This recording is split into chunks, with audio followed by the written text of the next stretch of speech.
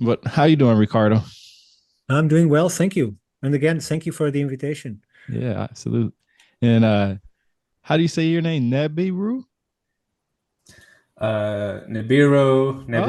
Oh, That's not my actual name. That's my alias. So I'm Guy, and that's short for Guilherme. mhm. But don't bother trying to pronounce that. So yeah, both me and Ricardo, we're from Portugal.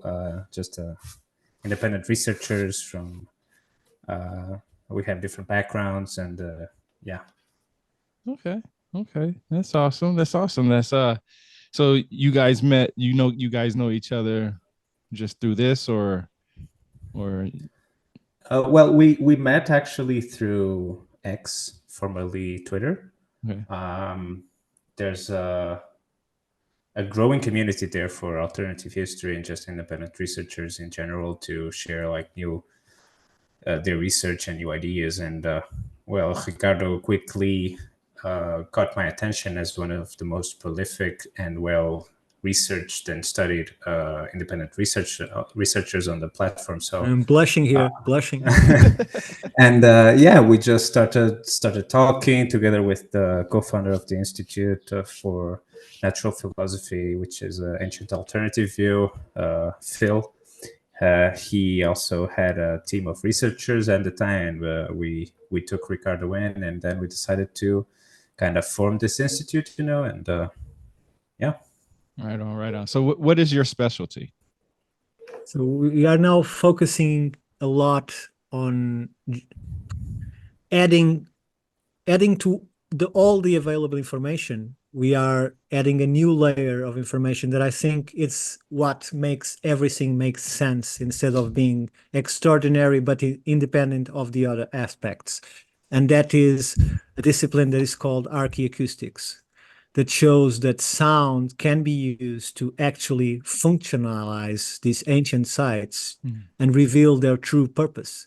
And that obviously can be applied to Giza. Although, for some reason, archaeoacoustic studies are not welcomed in Egypt, and we have very few papers available, and all of them are just the common speech tests that are made, putting someone making a speech inside an oratory place like the temple or a commune hall, and seeing how sound was designed to go through that ambient. And what happens is the sound is louder for those outside the temple than it is for those inside the temple. So it shows a clear knowledge of the use of sound and the capability to use it, this sort of compressing sound in order to increase its volume. Like a chamber resonance. Exactly. But in this Okay. case, it works at the distance. So not just inside the site itself, but it can reach outside and not only maintain volume, it can be louder on the outside than it is inside where it is being spoken. Is there any idea as to what causes that acoustic amplification? Oh, well, we have several. So we made this schematics and we create a paper with Guy and Phil that it's a statement of significance about the global hallmarks that you can find in academia.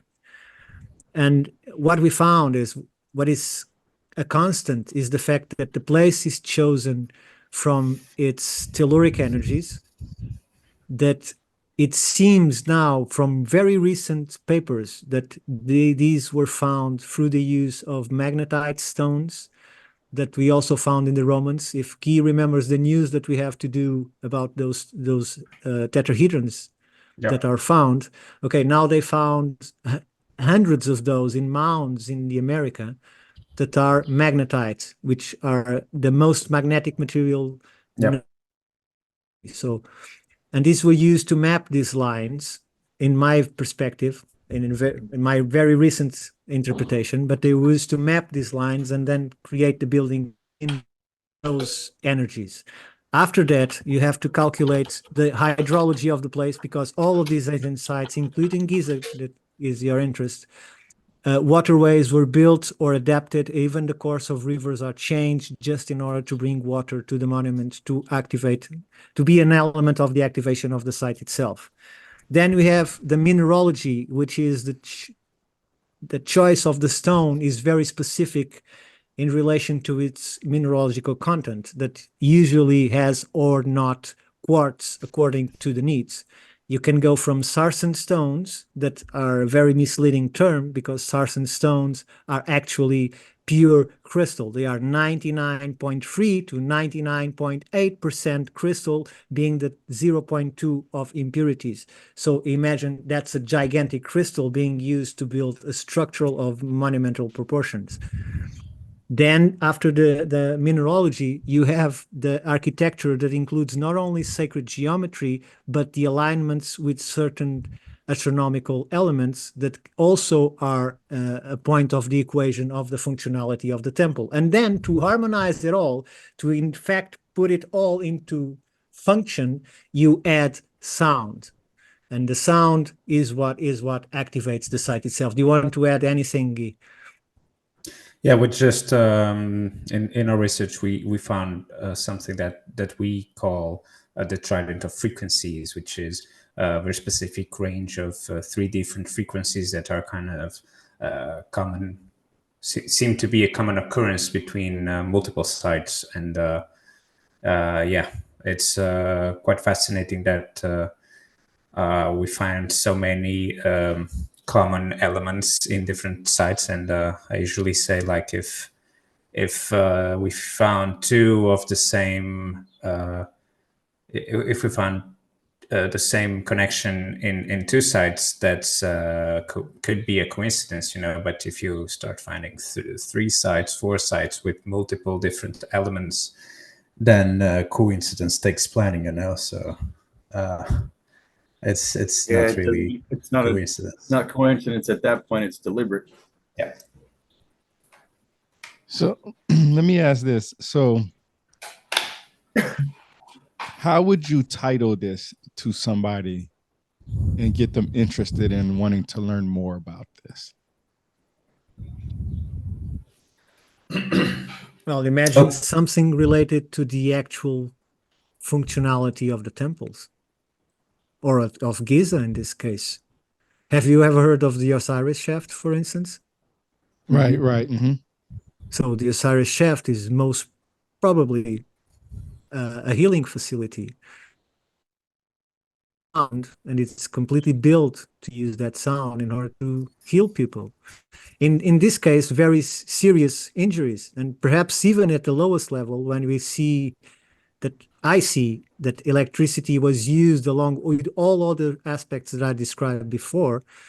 So we could even really give some factual context to the idea of Osiris and his bringing back from the dead. So imagine these stone boxes as healing tanks. Okay, because you know, I've read a lot of sources, different sources, from books to articles about the pyramids and the functionalities and stuff like that. And there are many theories. Let me ask you, what are the top three theories that you guys are looking into the most? You want to go, Guy, or shall I? You go ahead. Okay. So they might not be the same. So Yeah. first of all, I think that the Giza complex in its core elements are not dynastic, Egyptian dynastic. So they precede that. Then we see additions that are indeed dynastic and then Ptolemaic. I think that what we see and all the fact that we see salt on the pyramids inside and out, the fact we see mollusks and lots of limestone derived from I don't know how to call it, but the small marine organisms that were encrusted on those stones. And to give you a concise answer, in second place, I would say that I consider that Giza might have several functions, including healing, including traveling, including achieving higher states of mind. And in third place, I would say that this complex was not alone and was replicated in different forms all over the world. If this conforms with three main theories or not, I don't know, but these are my three top possibilities. Guy? Yeah, and for I like to kind of do an exercise with people, which is we ought to try to look into the big picture of this. And what I mean by that is when you have regular Joe, right? And he's looking at the Giza Plateau or some other site, there's sort of like this filter that's applied, these preconceived notions about what he was taught in school about it, or what is the acceptable view to have about the site in question, right? And that's mainly what's the first answer to any question would be to resort to what I call the megalith of knowledge, which is this centralized encyclopedia that tells you what you should be thinking about, and it tells you what you should talk about, and tells kind of the opinions for you, right? You can think about it as like the mainstream academia or something like that. But yeah, the first exercise someone should do is try to kind of abstract themselves from that filter, and just look at it from kind of the eyes of a child, if you will. And with enough practice and with enough determination, something quite interesting happens, which is you start to see the sites not by the lens of what was indoctrinated to you, but you start seeing them for what they really are, which is a different kind of culture, a different kind of people that are long since gone. And but the main point I'm trying to go at here is that there's kind of this veil that's lifted, or you kind of get to look behind the curtain of the big theater for a small bit. And it generally takes some determination, getting used to. For me, at least, I always had a kind of some interest in this, but the more I looked into pictures of temples in India, to pictures of the depictions in Egypt, Giza, and Peru, kind of the more you start to unlearn what you got taught in school, and the more you start to look at it by what it is. And once you realize, you can kind of really see what's in front of you, and it's kind of like a metamorphosis moment where it's really really special, that moment. And I'd like for everyone in the world to be able to just do this like that, but we all know that's not possible. So what we kind of want to do is bring this information to the general public in a more accessible way, and kind of like guide this new kind of, at least in my view, wave of new thinking and kind of new consciousness that's coming. And just yeah, that's all I have to say about that. New way of life, actually learning what could be or what looks like to be the truth. Unlearn everything. Absolutely.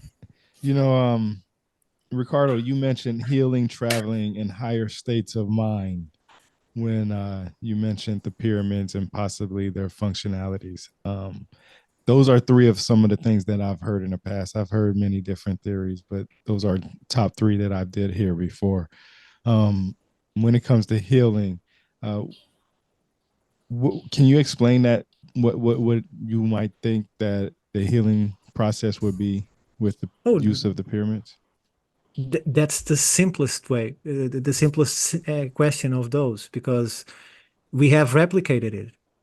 So it is an academic fact, and it's reproduced in sonic chambers. We can do healing through the introduction of frequencies into those chambers.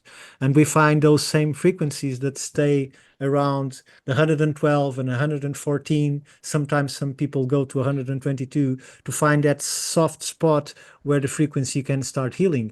And then you can replicate the frequency of the illness itself in order to emit a contra wave in a contra frequency and actually kill the element that is causing harm to the body. All of this is being done today in the top echelons of medicine. It's not legal everywhere, but it's being done and it has highly success. But in regard to the sonic chambers, they are being used by several universities and the results are amazing. In fact, I have been publishing papers, I'm not the publisher. I mean, I've been sharing papers about this for a long time now. And let me just say that when you're talking about Giza, you can find academic papers that you are not expecting. I've been sharing, for instance, I have one academic paper from one university claiming that the pyramids can indeed produce electricity. And they explained from mathematics to mineralogy to all aspects why it is so. You have academic studies showing that the pyramids are a gigantic apparatus that can concentrate energy, and it does appear in our monitors with the correct scans that energy beneath the pyramids. So the stupidest thing to say is that just because we found a stone box in a central room, that it is a coffin, because there can be lots of uses. You can put water inside, and by the movement of the water, you can, for instance, determine what frequency is being emitted within the structure itself. And that's why you see so many cups within these structures. That's why you can see what most people think are baptizing tubs on the churches. It's the way of actually using kymetics to tune the frequency and see if your architecture is correct and sound, and to actually tune a specific frequency. So I'm not sure if you want to ask anything more in this respect. So you just blew my mind. So I just want to ask this for clarification's sake. The sarcophagus that's in the middle of the pyramid, that big one that everybody talks about, right? Sure. You don't believe that's the one that's a coffin. It's more of like what you would call the sonic chambers. It is that one. I don't think it's for healing. I think it's for consciousness traveling. Oh, that one is. That one. And Okay. let me tell you why. Let me explain why. Okay. I think its name is Christopher Dunn, if I'm not wrong, but I might be, was the only one to try and do an archaeoacoustic, that was authorized to do an archaeoacoustic study inside the Great Pyramid, okay? Inside the King's Chamber, as they call it, okay? So they put all the instrumentation, they put the machines that create the frequencies, the woofers, all of it. And then they start to increase the modulation of the sound. Mm-hmm. They were just in the beginning of the experiment when this whole building starts to kind of vibrate, and everyone started to feel this fear, this almost loss of limb control, of complete panic, of a fear that cannot be explained, that goes to your bones, and everyone left running. And from that point on, no further acoustic studies were done inside the chamber beside YouTubers going there and sing or something like that. So no real acoustic studies were done. Why? Because they didn't take into account the fact that now we know through archaeoacoustics that sound, especially low frequencies, have a benefit effect when they are uncompressed, and they have extreme negative effect when they are compressed. In fact, the Soviet Union tried to use this against their enemies in the war. The problem is they couldn't direct it, so everyone was affected. It was highly effective, but everyone was affected that received the sound. I So, remember and hearing a story about that. Excuse me one second. I remember hearing a story about that in Russia. They actually played that frequency through the radio station because they couldn't exactly, directly project it onto people like the exactly, military denial system. exactly.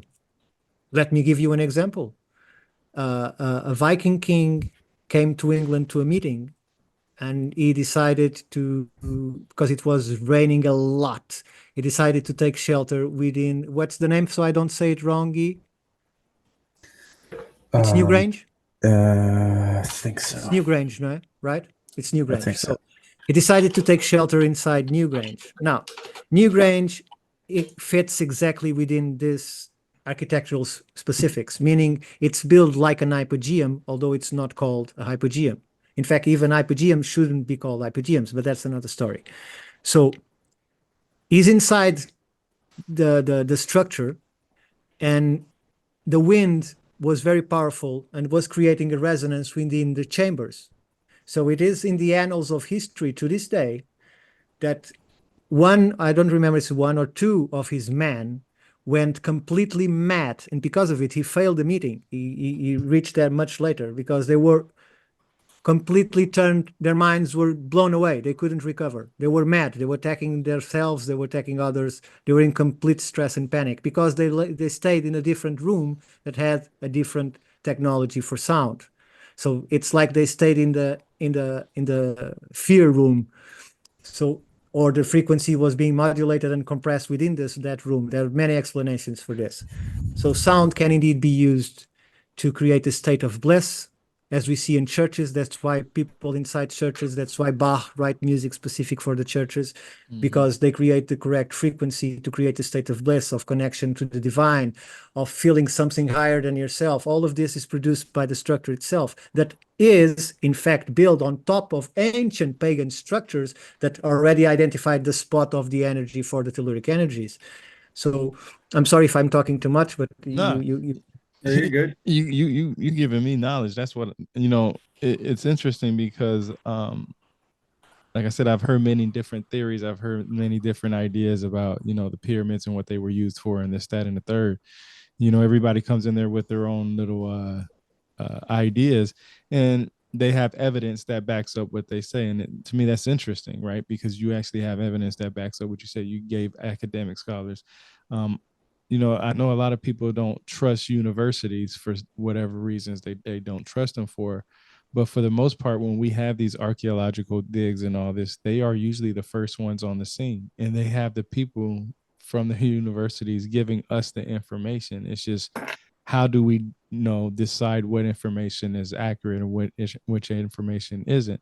And it's basically by reproducing the work that's been said. So like when you was talking about how they did that certain type of frequency inside the pyramids, and they felt the pyramids shake and stuff like that, and people ran out, and there hasn't been any more tests after that. And I think because when I'm listening to that, maybe some of those people felt like the pyramids were going to fall down on top of them. But even exactly. even if that's the case, though, couldn't they turn down the frequency just a little bit to see how much it takes for it to start vibrating? Because can't you calculate, maybe they did it at a high point, maybe if they do it at a lower point, they could. Because they were not searching for it. Okay. And see, that's the problem with archaeoacoustics. The problem with archaeoacoustics is because they know they are finding things they can't explain, and we can go through that because that's our area. They miss it and call it just casual and don't retest it. They don't try to see if it is a matter of consciousness, if it is a matter of reality, if it is a matter of OBE or out of body experience, but is it real for the person that takes it or not? They are not trying to pursue it. The only thing they did was create a protocol that is created by De Bartolis, that is the top guy in archaeoacoustics, that created that protocol specifically so that those boundaries are not crossed, and everyone that wants to study archaeoacoustics has to follow that protocol. So I can give you an example. there is an individual that I think is called Steve Marshall that is on the top echelon of this organization that controls archaeoacoustics. And he found a temple in Malta that is turned into the sea and is shaped exactly as an array antenna tuned to 833 hertz. So we went to look if that antenna, that structure that's called also a hypogeum, if that antenna was placed towards somewhere. And he found a small island called the island of Lampedusa, where there is a semicircular structure that is that arrowhead 60 kilometers away. So 60 kilometers away, there is no eyesight to align a structure. You have to have high levels of understanding of mathematics and geophysics in order to put a straight arrow 60 kilometers ahead of you. And what he found is that the use of the water cools the air and recompresses the waves. So everything that was emitted into the temple in Malta was thrown through the water 60 kilometers away without losing any volume, because the coldness of the water compresses the waves and regains the volume. And it was captured 60 kilometers away on the island of Lampedusa, that then could be reproduced again by another semicircular structure into the coast of Africa. And this was an ancient system of communication. He was advised not to pursue this investigation, and all we have is the paper showing his initial results. So this was not taken further. And there are even more amazing examples like this that include false doors becoming portals, and source of this thing that all happened through sound, that are all documented in academic papers, but they were not pursued further to see what really was going on. If you want to say something, Guy, sorry, I'm talking too much. I'd like to just to mention something that we talked about before, Ricardo, about this humming of the Great Pyramid. And you'll have to correct me, because I honestly don't remember if it was Napoleon Bonaparte who did the expedition first and reported on this. But essentially, the story goes that he was standing quite a few kilometers from the pyramid, and you could actually hear this pulsating humming noise coming from the three main pyramids, almost like the Giza plateau was its own reverberator and of pulsating sound, almost like a wave propagator. But Ricardo, you'll have to confirm if it was Napoleon actually who did, because I honestly don't. I'm not 100% sure about that. Well, I think the tale of the singing pyramids precedes Napoleon.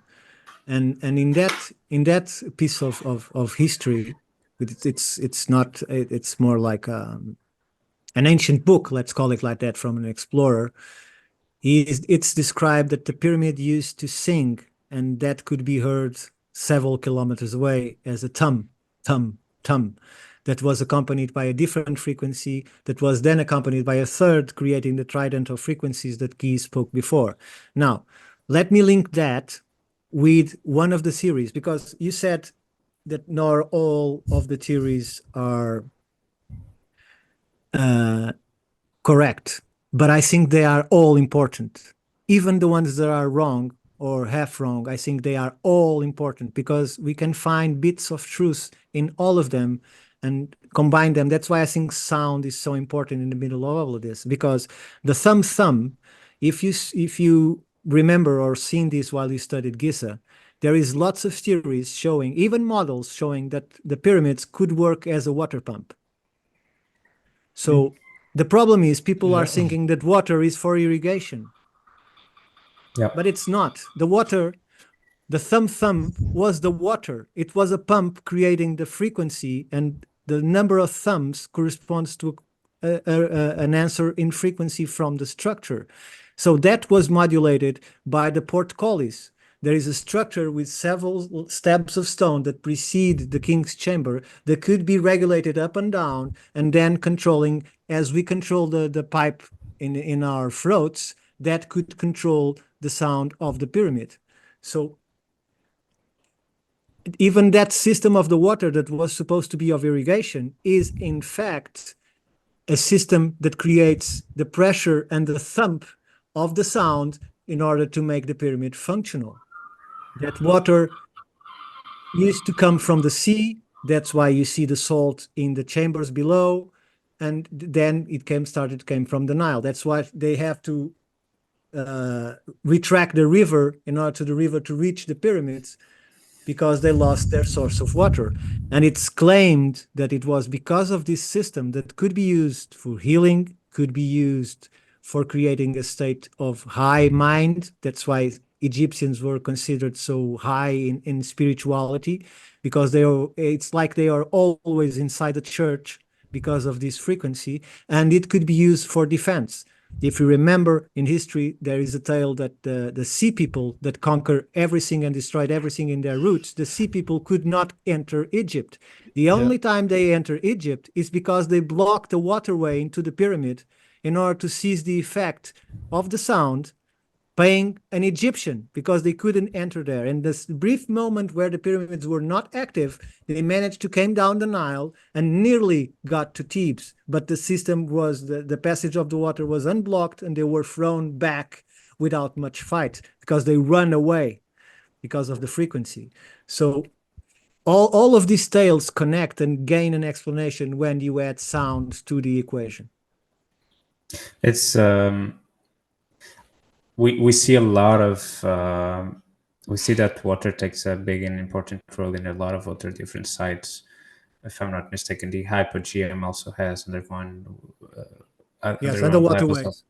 Underwater ways, and they, in my view, they serve as a kind of a tuning of the structure itself. They serve to tune the structure itself. But we see in other places, like, for example, the city of Alatri, where it seems kind of like the whole structure, the whole city was enclosed in this field of this vibratory field, right? The electromagnetic and sound specifically. It is still today. It is still It is still today, yeah. And what we kind of surmise in the Institute is a way of having it so that the natives of the city and the people that live there kind of live in communion with this frequency, the specific range of frequency. So their whole body is tuned to this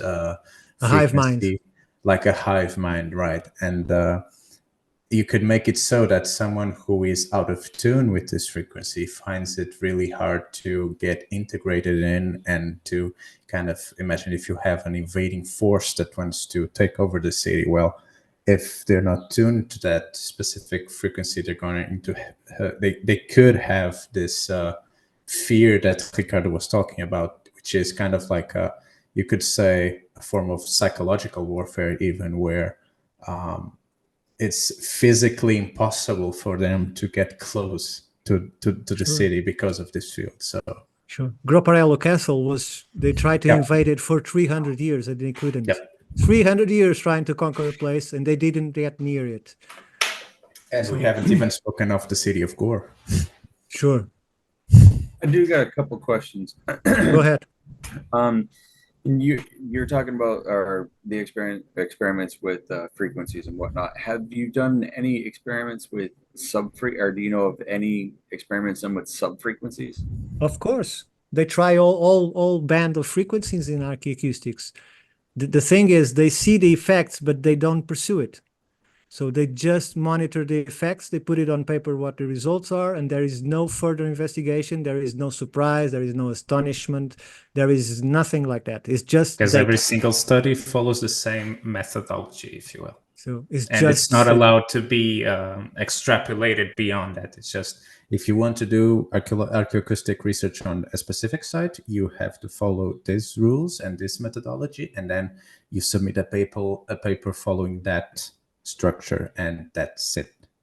So no thinking outside the box. No, none of thinking that outside the box right now is thinking, if you were to take the same frequency in a sub-frequency and an opposing frequency, two opposing frequencies, one sub, one audible, what that would actually happen.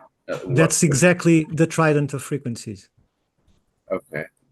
That's exactly the trident of frequencies. So you have a infrasound frequency. You have two hearable frequencies on top of that, and then you modulate at will the lower frequency, and then you change the whole scenario of interaction with the matter that it's in its range, just by the modulation of the infrasound feature. Okay. Second So, question. sure, go ahead. Please finish. No. Go ahead. There's time. Because you were saying with the water and the directions of like the water cooling it down to it compresses that signal, Sure. or that frequency. Is there any correlation to Tesla's work and that through sub-frequencies traveling, like kind of like Wi-Fi, like he was doing like broadcasting frequencies through his towers? Would it be It is the same type? principle, Okay. but it's not water, is the fact that he used very high frequencies. The problem with that system, it's the reach, because the lower the frequency, the longer it gets. So the problem for him is he needed always need more power to get more distance because the system was very limited. So, however, he found a way to transmit information through those sound frequencies that later became what we call the RCs. We control it by distance. He was doing that back then with boats on lakes. So he created a system that could in fact transmit direction and change the placement of the sheet that controls the sailboats. How do you call it? The wind sail. The wind sail, sorry. So he remotely, from a box, a large box, of course, because circuits were very big, but from a large box, he could communicate with something remotely. And because of that, they decided to take that information, and that's how it was born, the communication with the submarines, because they found they could use those frequencies and they didn't lose quality on going from the boat to the submarine. And that's why it was classified at that point. So it's all related. As I told you, everything might not be right, but everything has its connection. And what Tesla found and the way it described it, it's a clear sign that he actually find his mind, his brilliant mind, find significance in the texts of the ancient cultures that he was reading, and he managed to decode that information or part of it. So that's why he thought everything is frequency. The frequency is the key to understand the universe because it's all based on that. Yep. Even shapes and forms, everything we see in our reality is a form of vibration. So although most people don't understand what this means because I don't see myself vibrating, but every single cell is producing energy, and that energy creates a certain vibration that we don't see, but it exists, and that allows our field. So that's why I think I'm pressing my finger, but in reality, I cannot touch anything in this world, not a single thing, because the magnetic fields between my skin doesn't allow any contact at all. So what differentiates this from the false contact of my fingers that my brain is telling me that my fingers are touching? What is different from this to a machine that understands that he's feeling contact? It's the same thing. Our brain is exactly that. It's a decoding. It's a vehicle for experiencing this reality. It's a biomachine, as I call it. Biosuit, I think. Yeah, a biosuit, you're right. Yeah. Dyslexic. Sorry, Guy, it's a biosuit. Yes. I took some notes down because I like to take a lot of notes down while people are talking. So I'm going to go back to some of the things that I took some notes on. I already spoke about some of them, but one important thing that I want to get clarified from you is, when do you think the pyramids were built? I was going to ask that too. Do you think it's pre-flood? Is ice pre-ice age, or because Okay, let me give you a date. brain, people people with the brain know that, like, just like the Romans or like the Mayans, the Incas, and all, they kind of Sure. stumbled up onto what they claim that they built. So, do you think, like what Rebirth was asking, do you think it was a pre-flood or pre-ice age? Okay, let me put it this way. I cannot tell you how old the pyramids are without being fallacious and being untruthful. But what I can say is they were there in 4000 BC, and I can prove it. And many academics, and I can prove it through this. There was an impact comet that is the Burkle crater in the Indian Ocean at the offshore of Madagascar that produced a wave that reached 300 meters in certain areas of India. It reached the Mediterranean through Egypt and through the Suez Canal. It reached Australia, going in 200 kilometers inland, where you can still see the marks of the tsunami on the land today. And so the remains of salt water, the destruction of the Sphinx, the original one, the possible destruction of the second Sphinx that took the blow more directly. All of that proves that these structures were already there in the date where the comet fell. And we can't forget that it didn't fall only on the coast of offshore of Madagascar. It also, right where I live, in the coast of Portugal, that created the floodplains where I live, that also went to the Mediterranean. So you have two waves joining together precisely on the area of Egypt. Then you have two impacts in the Pacific, and you have one impact in the land that is only described in a small academic paper that was created by a native that is also an academic. So, but it didn't get any traction. But it's all in the same date. So in 4000 BC, we have the reformulation of society.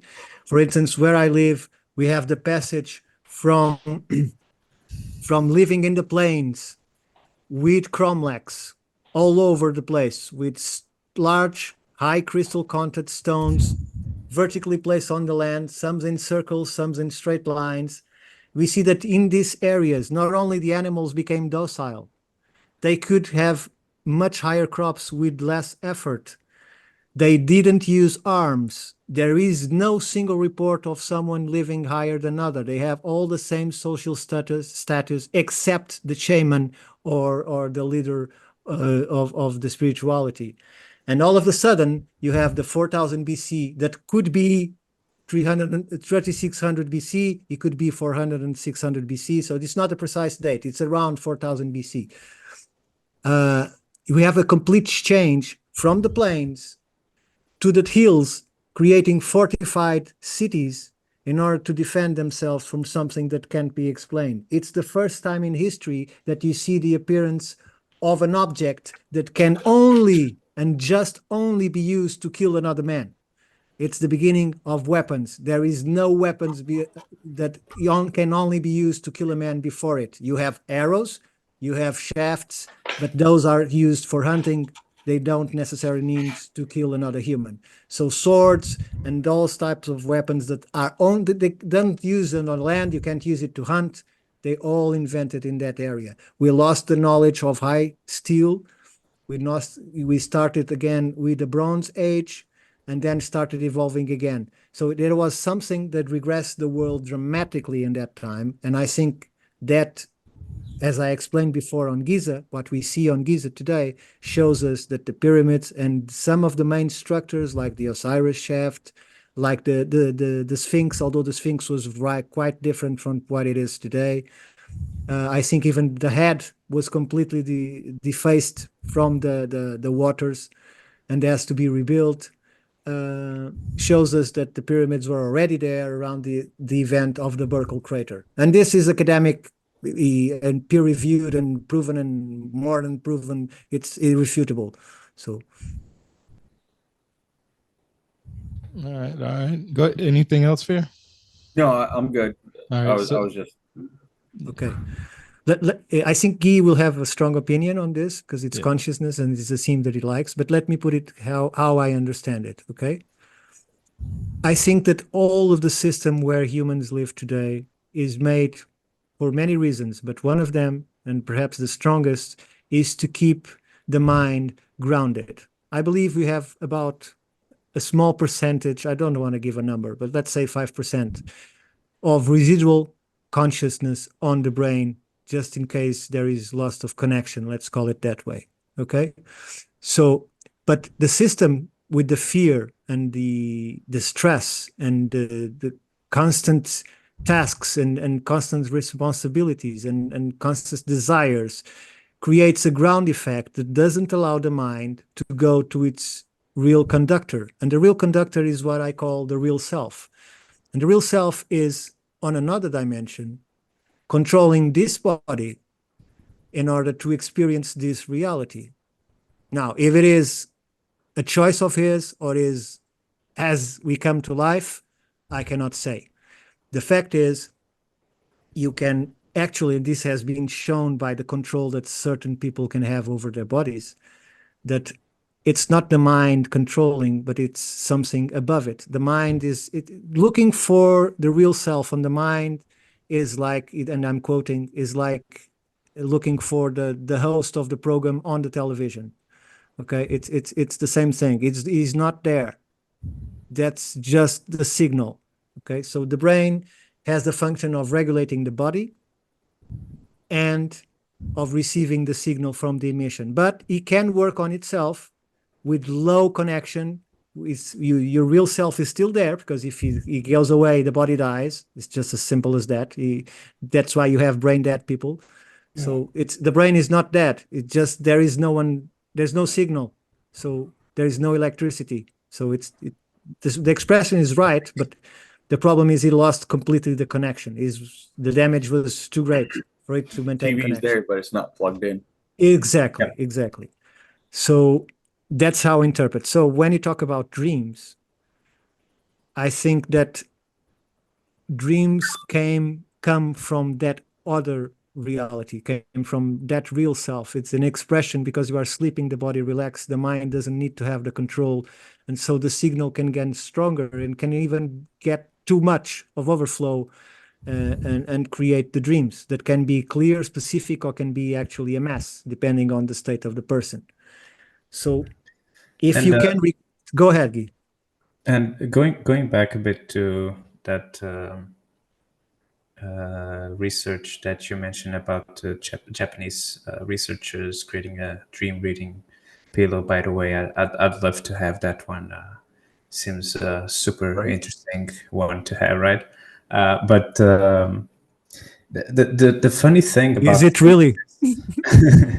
The funny thing about dreams is you kind of lose your absurdity filter, where things can get pretty nuts and you don't really notice it, right? And if we were to kind of remember the dreams on the waking state, which, by the way, I think there's a reason we don't really do that, but I'm not going to digress.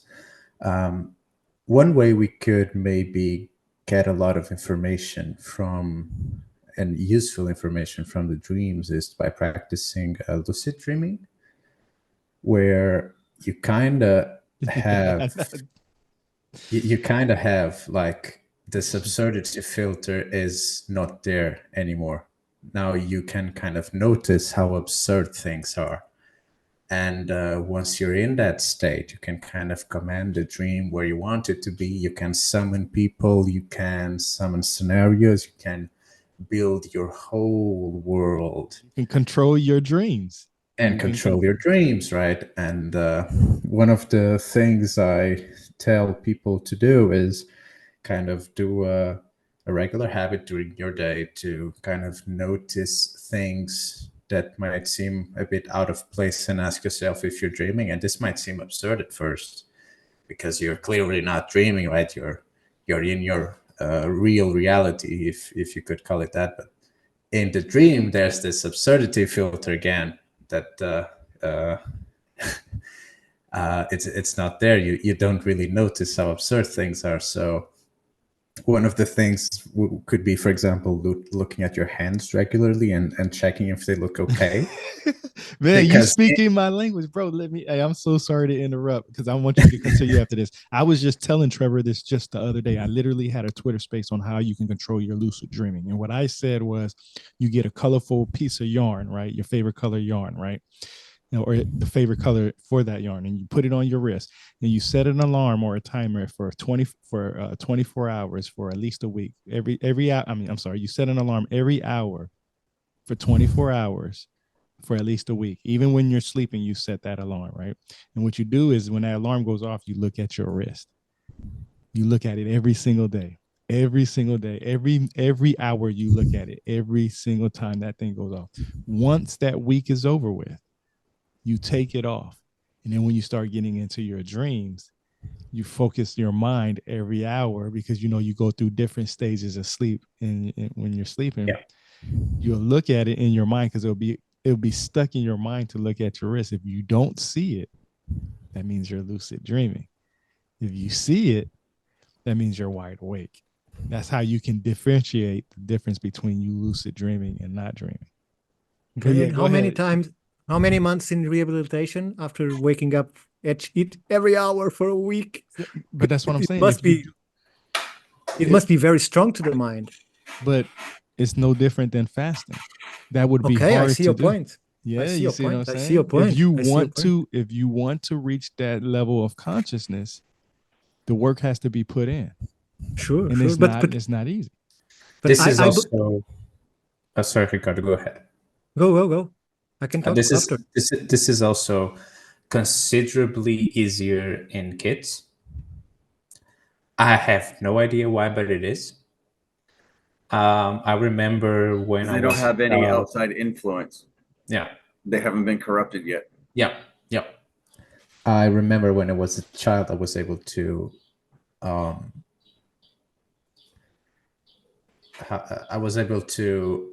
consciously stop my nightmares because I used to have a lot of those.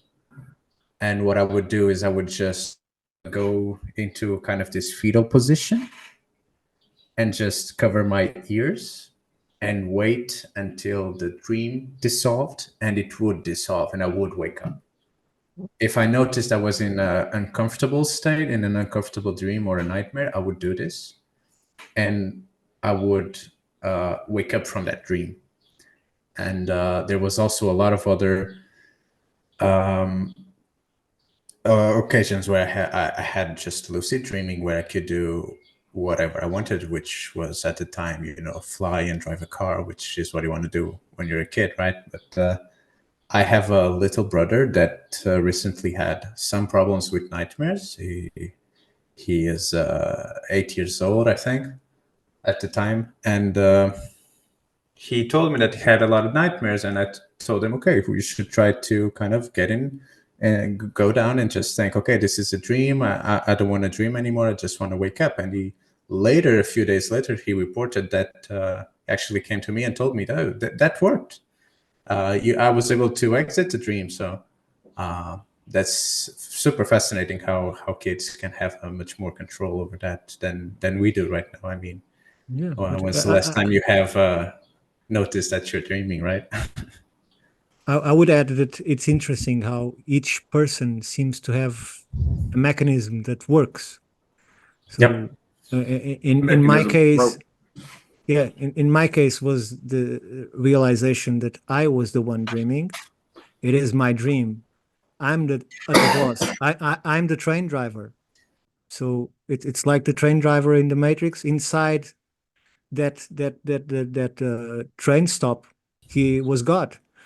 So inside your dream, you are God. So there is nothing, absolutely nothing that can affect you more than you wish it to. So if you are in control and you already go to sleep in the notion that you are in control of your dreams, there is nothing to fear. It's a comedy, basically. Yeah. So there are many ways to control this process. But let me just add this, because it might not be known by you. You know the work of Rupert Sheldrake? It sounds familiar, but I would have to actually get my eyes on it to say yes or Okay, no. so this is what he found. He found that when a new breed of rats, not a specific species, not a new species, but a new set of younglings of rats were introduced to a new puzzle to solve, a new labyrinth. They took their time to, let's imagine they took 2 days to find the solution to the puzzle, okay? Then, on the other side of the world, you put another new batch of rats that had nothing to do with the other rats, and you put them in the same puzzle, exactly the same model, exactly the same problems to solve. And the problem is solved in a day and a half. Then you go to another part of the world and you put another batch of rats and it's solved in a day. And if you keep doing this, they will start going directly to the exit because the information is already on the ether, let's call it that. Yeah. Okay. So where is it stored though? exactly. So this is where I can tell you. Tesla, this is where Tesla got his information. This is where we get our information when we start thinking and just realizing, because they're different things. Thinking can lead to answers, but it's not intuition. It's not the same thing. I usually say that I don't think. I just react, because if I think, I'm giving control to the mind, and I don't want to give it any control. So that's that. There is a counter, a downside to it. There is, I'm not very good with faces. I'm not very good with names. I'm not very good with dates. But the information is there, and I can report it. Though, uh, if I knew it before I spoke, not always, but it's like I'm constantly learning from others and from myself with what I say at any given time. So it's that notion that this is not you. You are just here to experience this for how worse your life is. And just to finish, I would say, because Giza told just before that he think he could fly. And I should say to people, if you think you can fly to the rooftop and then jump. Don't take the lift and jump from the rooftop, because it might not work. I like that. I like that. I like that. I got a question. Though. That was good. That was good. I like that. That was really good. Right? I got a question though on lucid dreaming. Like for myself, in those dreams where like I'm kind of just like going easy flowing, going with it, and then I realize that I'm in a dream and I can control certain things. But once I realize that I have that control, I wake up every time. I have no idea how to continue into that dream, because once I realize I'm in a dream, it's like, okay, now I'm awake. Start freaking out. Do you No, start freaking out? I don't ever get freaked out or weirded out Okay. or scared. It's just I want to continue into it. It's just, but at that point of realization that I'm in this dream, I wake up. Okay, I'm a psychologist from background, so Oh, wow. Thank you. professionally, For that. professionally, I would say that this is not my opinion. Okay, this is what any analyst would say to you: is that you do not want to be in control. Okay. Okay, and that is stopping you from controlling your dreams, and that then reflects on your own life. There might be some aspects of your life that you don't want to be in control, but that's not a bad thing. Yeah. Because when you start to want control, when you want to control things, that's exactly when you lose control of everything. And as soon as you understand that not being in control, because once you are in tune with the future holds, with the path that you have to follow, you need not to choose the road. The road will show itself. It is the looking for the road that make you miss the road. You have to let it go. You have just feel your way through. You have to feel what is right and what is wrong. There is no good and evil. There is just what is right or wrong to you, because good and evil changes according to position, to culture, to many things. It's the true answer is empathy and in tune with the elements. In tune, it's like being on the street, and although you feel you are completely alone, you by observing realize the persons, the conversations they're having, what emotions they're feeling, what they're fearing, if they are attuned to you, if they are repulsed to you, from their part, not from yours, because you cease to have those emotions. You just observe. So it's like you are in a constant dream where you have descriptions of everything there is around you.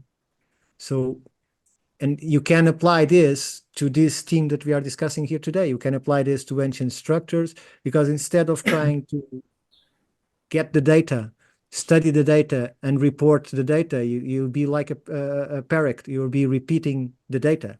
You need to go to the data, and then you need to feel it. You need to see the site. You need to experience what is happening there. And you need to take with you, not only you, but someone that understands all aspects of the location. You need to go even with a medium or a sensitive person in order to tell you if he feels any type of energy. If it is true or not, it doesn't matter. What matters is you trust the person and you feel it for yourself, if it is real or the person is just trying to fool you. So if you surround with all sides of knowledge, you can produce wisdom. If you focus on one side of knowledge, you can only produce data. And those are very different things. It's funny you mentioned that about emotions and understanding them and seeing them through other people, because I'm personally I'm an empath, and I'm that one guy that can go to a funeral and not know a single soul in there, just be there for support for someone else, and I'm the one bawling my eyes out because I'm feeding off everybody else, and it's a blessing and a curse at the same time. It's a blessing because I can feel and empathize with other people, which just shows that I'm not a sociopath. But the other part of it But is like, do you feel yourself, sorry to interrupt, do you feel yourself as a retainer, or do you feel yourself as the flow? Because if you are the retainer, you're going to keep all that emotion on yourself. If you're just letting it through you and decoding it, it frees you from the emotion, but it gives you the understanding. Yeah, I would say it more flow. Sometimes I do tend to box it up because I want to understand that certain emotion just a little bit more, and I end up taking that in like on myself. Just like anybody else would, like with any common knowledge, you learn something, you take that information on because you have that experience. So me taking that emotion on, I tend to understand just a little bit more about it. Dangerously, I kind of play with them, like kind of like getting really angry at certain point and just letting it fly, and then it just that emotion takes you over, and it's like that's the double-edged sword. However, I do have the discernment. I do feed off people. I understand, like being at a funeral situation, I understand that these people are all like sad and they're mourning, so I'm feeding off of it, and I can feel it come through me, it's also exiting because of the understanding of them, and it's a weird thing. But so I just want to say it's really cool that you said that about understanding the emotions, and my emotions tend to get the better of me, especially lately. I don't know if either of you two have noticed, but a lot of people on Twitter Spaces have just been really emotional for like the past week. Either emotional, like confrontational, or like whether it be just emotional crying, or someone's going through something, or someone just doesn't care and they're just being a dick. Like I've noticed that a lot lately, and I've been feeding off of it. And But you have a clear answer to that. Look at what's happening from the people that actually use X. If you go to England, there's riots, there was killing of a child. So there is a gigantic emotional stress through the population, and people are sensitive to that. And then they find a way to unleash all those emotions they cannot do socially, and they do it through spaces where they have a voice that is immune. So it's quite easy to explain that. Yeah, that's why I don't even waste my time anymore on there like that. It is not even worth it anymore. If you want to share something, you'll definitely find the right people. That's definitely the definitely. And look, we're all here together. Sure, sure. I'm just going to turn on my light because I'm in the darkness. All right. Anything else, Trevor?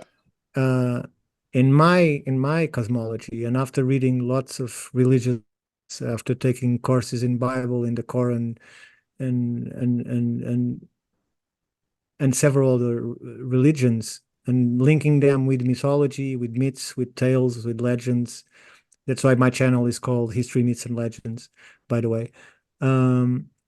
I created a cosmology that I think might not be right, but at least connects all the dots that we've seen from the ancient past, oldest that you can imagine, to right now. So, in my perspective, I think that humans are the only non-natural thing on Earth. So we are only half natural. So I link the creationism view of the intelligent design, although I do not call it God, and I see the microevolutionist theory as correct, because there is not one single evidence of macro evolution or transition between species. So that's completely rubbish. We see adaptation at lower levels, but we don't see the migration of species. That just doesn't exist. Okay. If it existed, we could see the constant evolution of species during the time that we are recording history. It would be records of it. We would see some animal start to evolve or something like that. We are here long enough.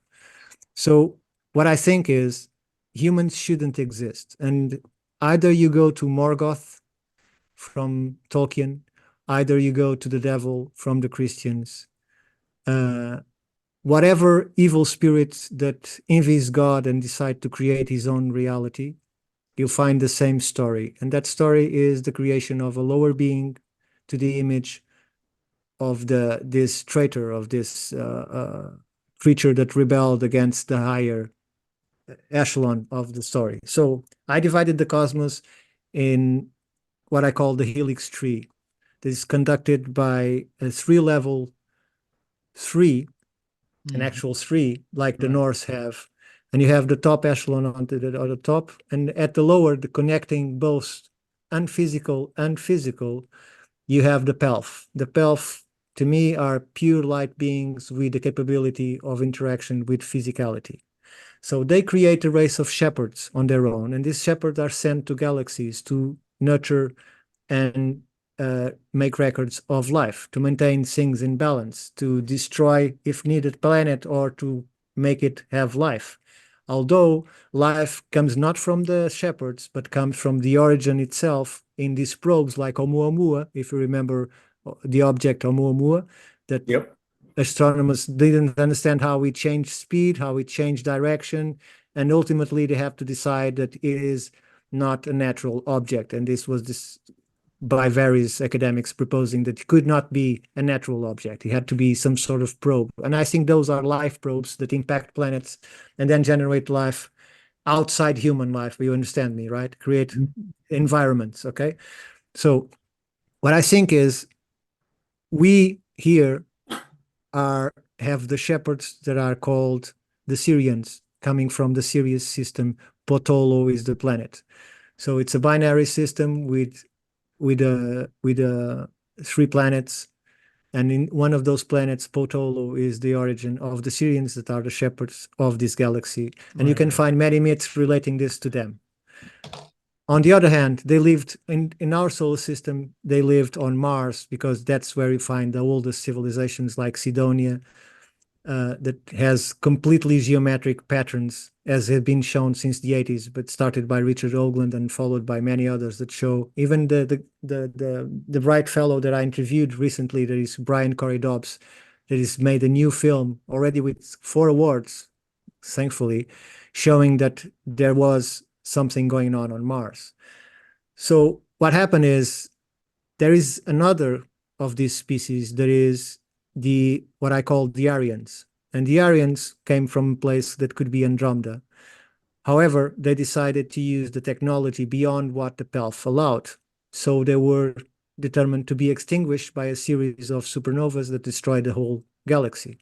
To escape this, they installed a Stargate inside the ship and used the strength of the supernova to create enough energy to elevate the Stargate to galaxy level. They were expecting to get to universal level in order to get to the PELF, but they didn't, and they emerged on our solar system in a planet that was called Phaeton, that is now the asteroid belt between Mars and Jupiter. So those stones, those large pieces of the planet, when they came through the Stargate, the planet exploded, and those stones destroyed not only Mars and the life that was there, they also created many of the impacts that we see today and date from a very early stage of the solar system. So what happens then? Then it happens that Mars is no longer inhabitable, and the Earth, it's not possible to live there because the Earth has no moon, it spins too fast, it has winds above 400 kilometers an hour, and it's incredible tide waves that cannot be controlled. So only simple forms of life can exist. But then you have this ship that just arrived, and this ship is now the moon, and it was taken to the Earth, stabilized the axes, slowed the rotation, synced with the planet, and allowed the creation of life. Then they came down, and then they committed the last sin, and the last sin was the creation of man. So you have the I wanted race. to ask you about the moon. I was like, is that because the moon specifically placed it exactly Exactly, in exactly. But not only that, we've been hid that the actual gravity of the moon is 64 to 66% of the Earth. It's not 16%. And you only find two mentions of the real gravity of the Earth in the academia. And they were given by the very own that were studying it, that was Werner von Braun and the Department of Sciences, that were determined what was the exact neutral point to go to the moon. Why it is important? Because if you don't know the neutral point, you don't know when you start accelerating, start decelerating. That's why all missions failed and impact the moon. That's why it took so long to understand, because they were putting the neutral point too far away, because they are calculating 16% of gravity. So when they finally find the spot, they realize that the actual number is 64% of the gravity. Considering that the moon is the 1/6 of the Earth, it makes complete sense. Now, bring the moon closer, because the moon is getting away 3 centimeters a year. Bring the moon closer. If you bring the moon closer, not only the legends and myths of the smaller Earth start to make sense, because the moon was closer, the Earth looked smaller. You also have the possibility of moving large stones without the problem of weight, whatever technology you use, because the gravity of the moon reduces the gravity of the Earth, okay? So people have said to me, okay, but the moon goes to the other side and then you have increased gravity. It's wrong. You don't have increased gravity, otherwise you feel it even with the moon where it is. The gravity remains the same wherever the position, as long as the rotation remains at the same distance. So there is no variation in gravity. You just have much less weight on the Earth. That's why it's possible to have dinosaurs that otherwise science cannot explain how they support their weight. It's not biological possible to support the weight of a brontosaurus on those 4 limbs without collapsing of the bone structure. So you need to have a lower gravity. This explains how these ancient constructions could be made through technology, but still through much lower weights. And this is how we reach to the system that we have today. We have this constant fight between teachers and slavers that try with the long defeat, as Tolkien describes it from the elves, the long defeat of the teachers against the slavers that still control society today. I have a question for you, Ricardo. Do you see a relation between levels of recorded gravity and the passage of time? Meaning, for supposedly millions of years, nothing happens, and then everything happens at the same time. Terence McKenna talks about something along the lines of the first few thousand years of humanity, things going by real slow, and then if we jump back to 100 years from today, things started to accelerate, where now a time year, wave zero, if people want to look at it, it's called time wave zero. Do you feel like time is compressing in a way that it's not like the way it's not the way me and you feel time is going faster. It's actually events starting to compress Exactly. together. Do you feel that there's a correlation between gravitational levels or the position of the moon? No, How do you see it? Can I I expand think, on that? Can I sure. expand? As you were saying, like as it compresses, when you're compressing something, you're inevitably just like speeding up the motion itself because you're squeezing it all together. I've noticed over the let's just say over the past like 10 years, every year seems to go by quicker, quicker, quicker, quicker, quicker as that compression. So like just wanted to expand on that. As the compression, are we experiencing that physical, or maybe not physically, but are we visually experiencing that? Let me put it first this. Have you ever heard of Bruce Lipton? No, no. Okay. Bruce Lipton wrote a book and did several presentations that are called Biology of Belief. Okay. Although he didn't achieve his own theory, he defends that age doesn't exist. It's a mind concept. You just believe that you age and you die, and that's because of that you age and you die. Your cells have infinite capability of regeneration as long as you want it to be so. If you link this with the Iceman, I don't remember his name right now. Do you know Guy? Hoffman? No, it's not Hoffman. Wim Hof. If you connect this Wim Hof grabbed a group of people that he never met before, and he can do this as many times as science wants, and he already made him do this 4 or 5 times. He grabs a group of people with serious illness, and he does with them something that's all medicine people say they couldn't do.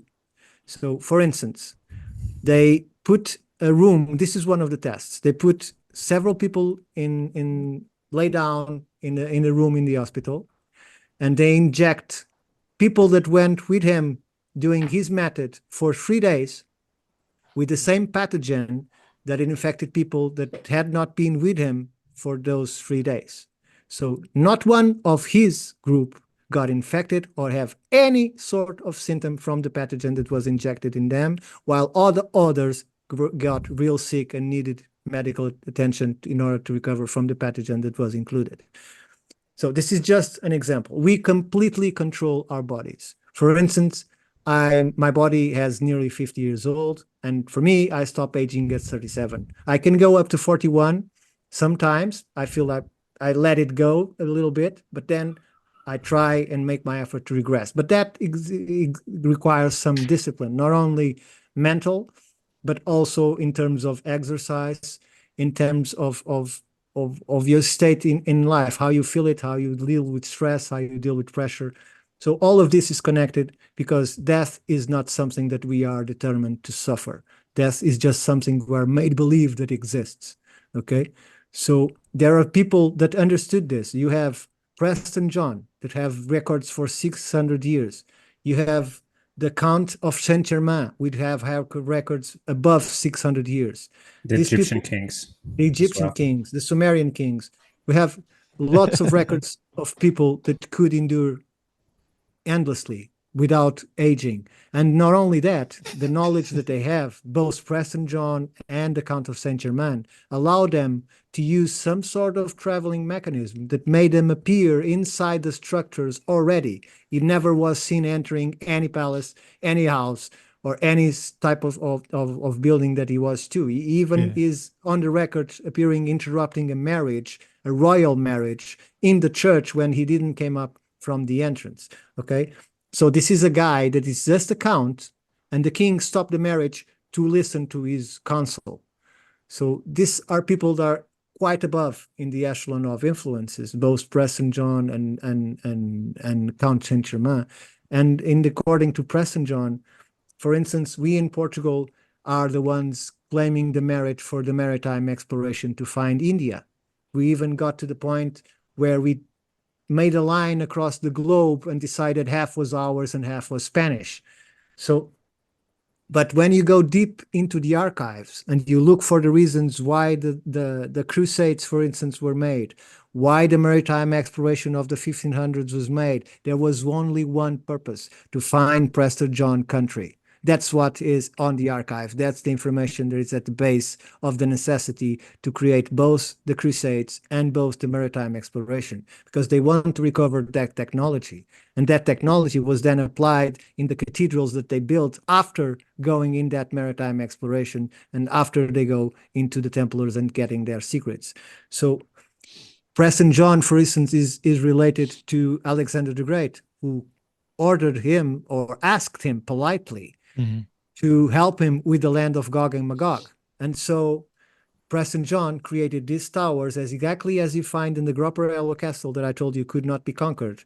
He built hundreds of towers across the frontier between Asia and the land of Gog and Magog, and nothing could go past that. So they didn't have an army. There's no walls, there's just towers, and the giants could not pass through. Okay, so where these towers were is where exactly you find the Wall of China now. It's not a coincidence. So the technology was lost, and a wall had to be built. So you find what Guy, why don't you tell us about the city of Gore, for instance? Sure. The city of Gore is a city that Alexander the Great tried to conquer, and it's characterized by this one singular tower in present day that sits in the middle of a valley, right? The main point is no matter how many times he tried, he just couldn't conquer it. So what he decided he would do is he would just flood the whole valley whole. And this is how he managed to invade the city of Gore. But for many tries, he could not. He never invaded it. He never invaded it. Yeah. He just flooded the valley. Yeah. There was tries before, right, that were never successful. And perhaps he knew about this, the mechanisms in place. Perhaps he knew about what the specifics were for the mechanical defenses of the city of Gore. We speculate it's the frequency field, the sound frequencies that can prevent foreign agents from coming in. So yes, because in the records it shows that he tried 3 times to send his best warriors, and they couldn't reach halfway. They start to get mad, they start to battle with one another, they start screaming and leaving the swords on the ground. And he quickly realized that he was attacking at a village or city, because this is just a circular city with no walls, with 1 kilometer in diameter. It's a tiny thing in the middle of the valley. So he quickly realized that he couldn't use force. And because he couldn't conquer it, he decided to flood an entire gigantic valley, creating a dam in the river that only was demolished 600 years later by a sheik that in less than 2 years, thanks to that technology, was now the leader of half of the entire country that he was trying to dominate. So without an army. So all this shows that there's a lot of things that we are not being told. This is all related. It goes back to the pyramids and the effect of the thump, thump, thump, thump, thump created by the pump of the water. It links with the salt found in the Queen's Chamber, as they call it. It explains the grotto, explains the functionality of the portcullis. And you can see it on the present day even, because exactly. Why are the underground levels not allowed to? Why are we not allowed to go in the underground levels? Why are they behind bars? Where are the picture? Where's the research? Where are the papers? You know, if there's nothing to hide, let us go in underground sections of Petra. Let us go into the underground tunnels of the Giza Plateau. But we can't. We physically can't. They're locked behind closed doors. And you can't use sound inside the structures. I would like to actually see, like, to apply that acoustic technology to the labyrinth in Egypt. the underground, the desert labyrinth. I read an article about 5 months ago that I saw a video on YouTube that got me interested in it. That's why I looked it up. There was this guy had like it looked to be like a French last name. I don't know. He looked Middle Eastern. He could be from Egypt or anywhere around there. But he found it. He took pictures and reported it to Antiquities, like he's supposed to like report the findings. But they immediately like he got black flagged. Like everything, all evidence, all photos, everything got hushed up. And then he was barred. He could no longer do any sort of excavation or any sort of investigation into it. Oh. But it was it was a DE last name, DEP. That's all I can remember. But Yeah, I remember something similar. Yes, I can see the channel you're talking about. but like always like I want to. There's so much of the human, like you said, like we've been lied to. Everyone knows it. I mean, today I woke up 2 + 2 = -8. Friggin', I want to get down there and see, apply that acoustics and see how far it goes, and like the net, see how far the underground network goes. What part of are there people living underneath us already? Like stuff like that. The wonders, the curious of the world. You have Turkey. Yeah. Why do you have so many underground vast cities built there? They tell us they were for defense purposes, where there is no reason to create a defense system that has only 1 or 2 doors that can be blocked and you starve to death inside. So it makes no sense at all. You could put fire through the air pipes and kill everyone just with the smoke.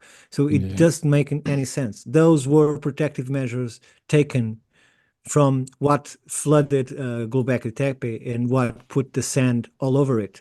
Because if you see above Göbekli Tepe, there is a gigantic lake. And that lake overflowed.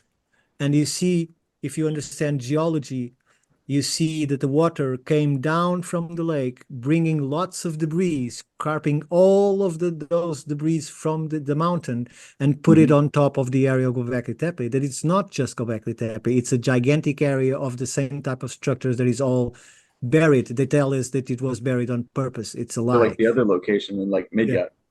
It's not.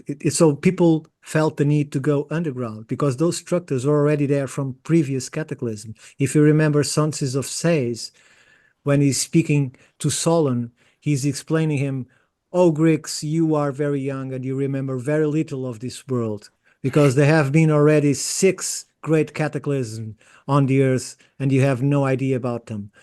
I will take you to the house of records beneath the temple and I will show you all you can see from the past history of this planet." So this sacred hall of records, for instance, if you go and see my 10 minutes presentation about the underground areas on Giza, you will find that these structures that were beneath it are as old as you can go. They represent the very core base of the structure. It's not everything that was added beyond that. So all of that has the markings of the water, have the markings of the function itself, shows that they are previously to 4000 BC. There is a need somehow. You go to America and you find countless legends saying that people emerged from the underground because there was need in times through cataclysms for people to go underground and survive while it's not possible to live outside. So, and this is all denied. This is all contradicted. It's all pushed in the contemporary reason because the problem with science is they became materialistic. They say that if it cannot be explained by processes visualized during since the birth of science, modern science, then they don't represent the truth. So everything has to be measured. That's why they think that the continental plates are only moving 3 centimeters a year or 1 centimeter a year, and then they go 1 centimeter a year back in time and they reach millions of years. There is no millions of years because the plates go 3 centimeters now, but in an instant they can go a kilometer or 2 kilometers Yeah. because the plates can move. Fluctuate. Yeah. It can fluctuate. It can have a hiccup in it. It can, Exactly. Yeah. And Yeah. I give Yellowstone. another example. I You always have talk about that. I use that same example for the Pangea idea. They exactly. said, Pangea went back, hundreds of millions of years ago, right? No. But then they don't tell you how long it took it to get to where it's at today. And even today, it's not the same distance or same No, they measurement have that it was. models. They have models that go, if you go millions of years back, Yeah, but what they I'm saying, get to the present shape. The problem is it's not something that it's gradual. yeah, It's that's what I'm saying. catastrophic. Yeah, It they say, happens in a month or in a week. yeah, Things start to move. that's what I mean. That they don't have the times where it could have went faster than others or slower than others, right? Like it could have Sure, been like that's the why first time Hapgood was rejected. That's why Yeah. Hapgood was rejected, Yeah, because he yeah. believed that it was catastrophic. You Look see, at Hawaii and Yellowstone. sure. The geyser that just like literally blew its cap off in Yellowstone. Yeah, but And that's a good thing. It's not a bad thing, because if you didn't have these bursts, then Yellowstone would be dangerous. Yeah, it's like a pimple. If Because you it don't has bust all it. these vents Yeah, if and you don't release of pressure that it is not dangerous at all. yeah, if you don't pop that pimple and get rid of it soon, it may Yeah. cause more Be an problems for abscess. you later, right? So Sure. yeah, exactly. If you remember, in the 90s, there is a mound that a little hill that they use as a measurement for the what the magma is pushing the earth up. So high pressure. So in the 90s, there was trees that were half underwater that were completely exposed by the raising of the land, and they were starting to get really worried. Mm-hmm. But then that pressure somehow got released and the mountains got back, and that's how the whole Yellowstone is a danger to humanity was brought up. It was during the period that the earth was rising dramatically, several meters, in fact, in a matter of 2 years, that they got very worried. But then it started going down again, and we never have alarms ever since. But it could happen, but it's not the most likely site for it to happen. You mentioned 6 destructions on planet Earth. Well, we know that in every mythology from around the world, from ancient Egypt to Mesopotamia to Mesoamerica, the Indus Valley civilization, no matter what, there is a time when the earth was destroyed and rebuilt, and then destroyed and then rebuilt so many different times. And we get the average number of 6 days, 6 destructions, 6 time frames. It has to do with 6 some way, somehow, right? And that does make sense, because when I mean what makes sense is the destructions on earth, they're being recorded 6 events. Now, there's always been floods around the world. We have floods every year, even from the ancient times, right? But we only record the most, or remember, I should say, the most catastrophic ones, right? The ones that really cause damage. Like in the future, they say that, parts of California are supposed to break off, right? We're going to remember that. That's going to be something that people are going to remember no matter what. It's going to be different types of stories of how it happened, of course. Some would say that an earthquake, some would say a tsunami, some would say, volcanoes, and some would say, a combination of all those different things. But it's going to happen, and it's going to be an event that people will remember. The same thing with the Suez Canal. When they started building that, some people were saying that they're destroying parts of land for monetary gain, right? Because that's what it is. It's just for imports, right? So, we have stories about that. So with the 6 destructions on planet Earth, I feel like it has to do with what you was talking about, the rebuilding of what we know of from previous past times, right? It's almost like it's almost like when you walk into a room and you're like, I remember doing this earlier. Why am I coming back in here? Or I already did this task. I already finished it, but you forgot it.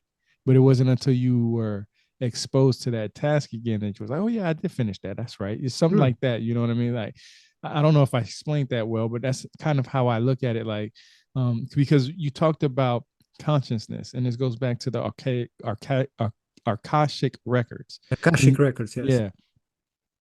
Where, you know, when you was talking about how the rats were in different parts of the world were able to maneuver through a maze, and they were able to maneuver through it faster and faster because the information was already on the already. cloud. Let's call it that. Yeah. And I was going to say that because like I said, I got a lot of notes, and I go back through my notes and talk about this Sure. stuff. We don't know how animals use their consciousness. We know how we manage ours individually, right? I mean, neither one of us right now can tell us how we experience any of the astral projections, the lucid dreaming, or the meditation states that we're in. Nobody can tell us our experience. We can only explain our experience and for other people to understand it, but Sure. you know, it's always our own experience. So we don't know how animals can do certain things, but there was a time when there was one language, when we spoke to animals and animals spoke to us, and we spoke to each other in one language. And however that was done, nobody really knows, but there are theories. And maybe the pyramids was a way for us to, you know, because from what I'm understanding, maybe a way that they use the archaic way of communicating with each other, especially when you talked about, you know, the consciousness. You know, why else would we tap into our consciousness other than seeing what is available there, right? And then coming back and telling people what we found, and then other people saying, "Well, I experienced that," and that's when you get people who astral project, seeing themselves in the astral world. You know, they can have a whole conversation in the astral world and never even been with each other there. And it's very amazing, because the six destructions on planet Earth seems to be like, it's always a rebirth. Something is being reborn. You know, like you talked about the Yellowstone, and we talked about California and stuff like that. Things are being reborn. Tectonic plates, you know, sometimes they may move 1 centimeter a year, and then next thing you know, they might move a whole 10 miles down the road somewhere. Sure. You know? So Absolutely. yeah. And then the other thing you talked about, and this is why I said this is important to me, and it makes sense to me, is because I'm going to add in the sea people. When you mentioned the sea people, well, I mentioned the sea people to Trevor a few days ago, and because he's into Norse mythology and Vikings and stuff like that, and nobody knows who the sea people are, right? Exactly. We know that the Phoenicians were known as a type of sea people because they did most of their trade through boats and stuff like that, but the sea people, as far as what we know, we have no idea who they are. We know who the Vikings are because we know a group of a type of Vikings, because the Vikings were made up of different types of individuals.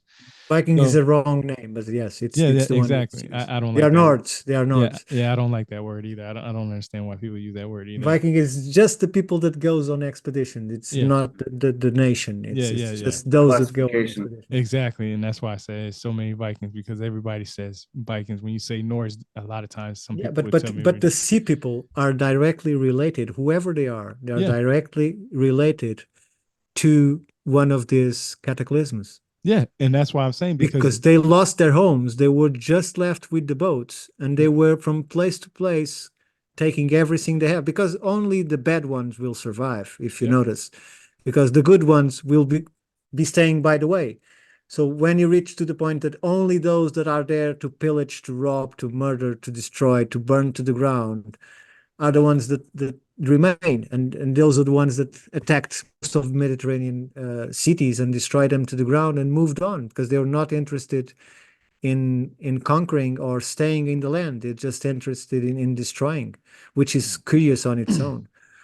But I was going to say that the sea people, you're right, because a book that I've read probably like 3-4 months ago, it actually talked about how the sea people, that their civilization was created on boats. Now that's interesting to me, because there's different criterias that are given for what a civilization is. Some people will say writing, some people will say megalithic structures, some people will say building of wheels and pottery and all this other stuff. Everybody has their own uh, criteria. But the Sure. Sea People's civilization, from what I've read, literally they say that they were built on boats, but that's a reborn of being a rebirth of a civilization. If, for instance, the whole world did supposedly flood, everybody that has the capabilities of being afloat of that water will use a boat, and that boat will be their savior. Wherever that boat takes them after the water comes down will be the birth of the new civilization, no matter where it's at. Because anybody that's been on the boat knows that you can put a boat in one spot 10, 15 minutes later, you're way down the Absolutely. water. Absolutely. So if they play that part where the Sea People's civilization was built on boats, wherever those people landed at after that flood or many different floods that we went through, there were being rebirths or reborn of Sure. civilizations. But you have to keep in mind that it's the origin of the term comes from the Greek cataclysmos. And the six destructions of the earth were not all cataclysms, because cataclysms means destruction by water, but we have also ekpyrosis, and ekpyrosis is destruction by fire. So some of the six were by water and some of the six were by fire. So it's not always the same destructor that appears and takes away everything. But we need to understand that the absolutism of believing the whole planet flooded, it happened, but it precedes human life. Yeah. Do you believe there could have been some example of population collapse just on in itself? Just the whole population collapsing due to disease. Yeah, what was that volcano that caused that? The Topa. Who is it? Oh man, there was a volcano. Toba. Yeah, Toba. Toba. Yeah, that's an example of one right there where it wiped out almost all the civilization and humans. Yes, but let me tell you this. Look at Pompeii. In the Iberian that ain't event, has nothing on Toba, bro. Pompeii has nothing on No. It's very small, very small. But regarding to the floodplains of the Tagus and the populations that live here, after the event, they were invaded by, and this is academic, they were invaded by nations of the north that killed 96% of the male. 96% of the male population was killed, and only the females were spared. So in Portugal and Spain, we don't actually know if we are from the 6% that lived here or we are from the 96% that invade the area and destroy it. But think it in modern terms. If you are a nation that is completely destroyed by another civilization just for fun, and you don't know exactly how to pinpoint it, you just recognize some cultural points, then you can create a faction that is like a terrorist group. And that terrorist group would specialize in boats and will come in revenge and enter the Mediterranean, and they will fight and destroy and kill in everything they find in their way. They are not looking to conquer. They're just feeling the dead ones, the brothers, the sisters, the sons that they lost, and all they want is revenge and destruction. So it's not so hard to imagine the motivation for a whole bunch of perhaps more than 1,000 people, 3,000 people, 5,000 people, all in boats, reaching shores, going into the shore, attacking in unaware villages and cities and destroying everything to the ground. So there you have a motivation.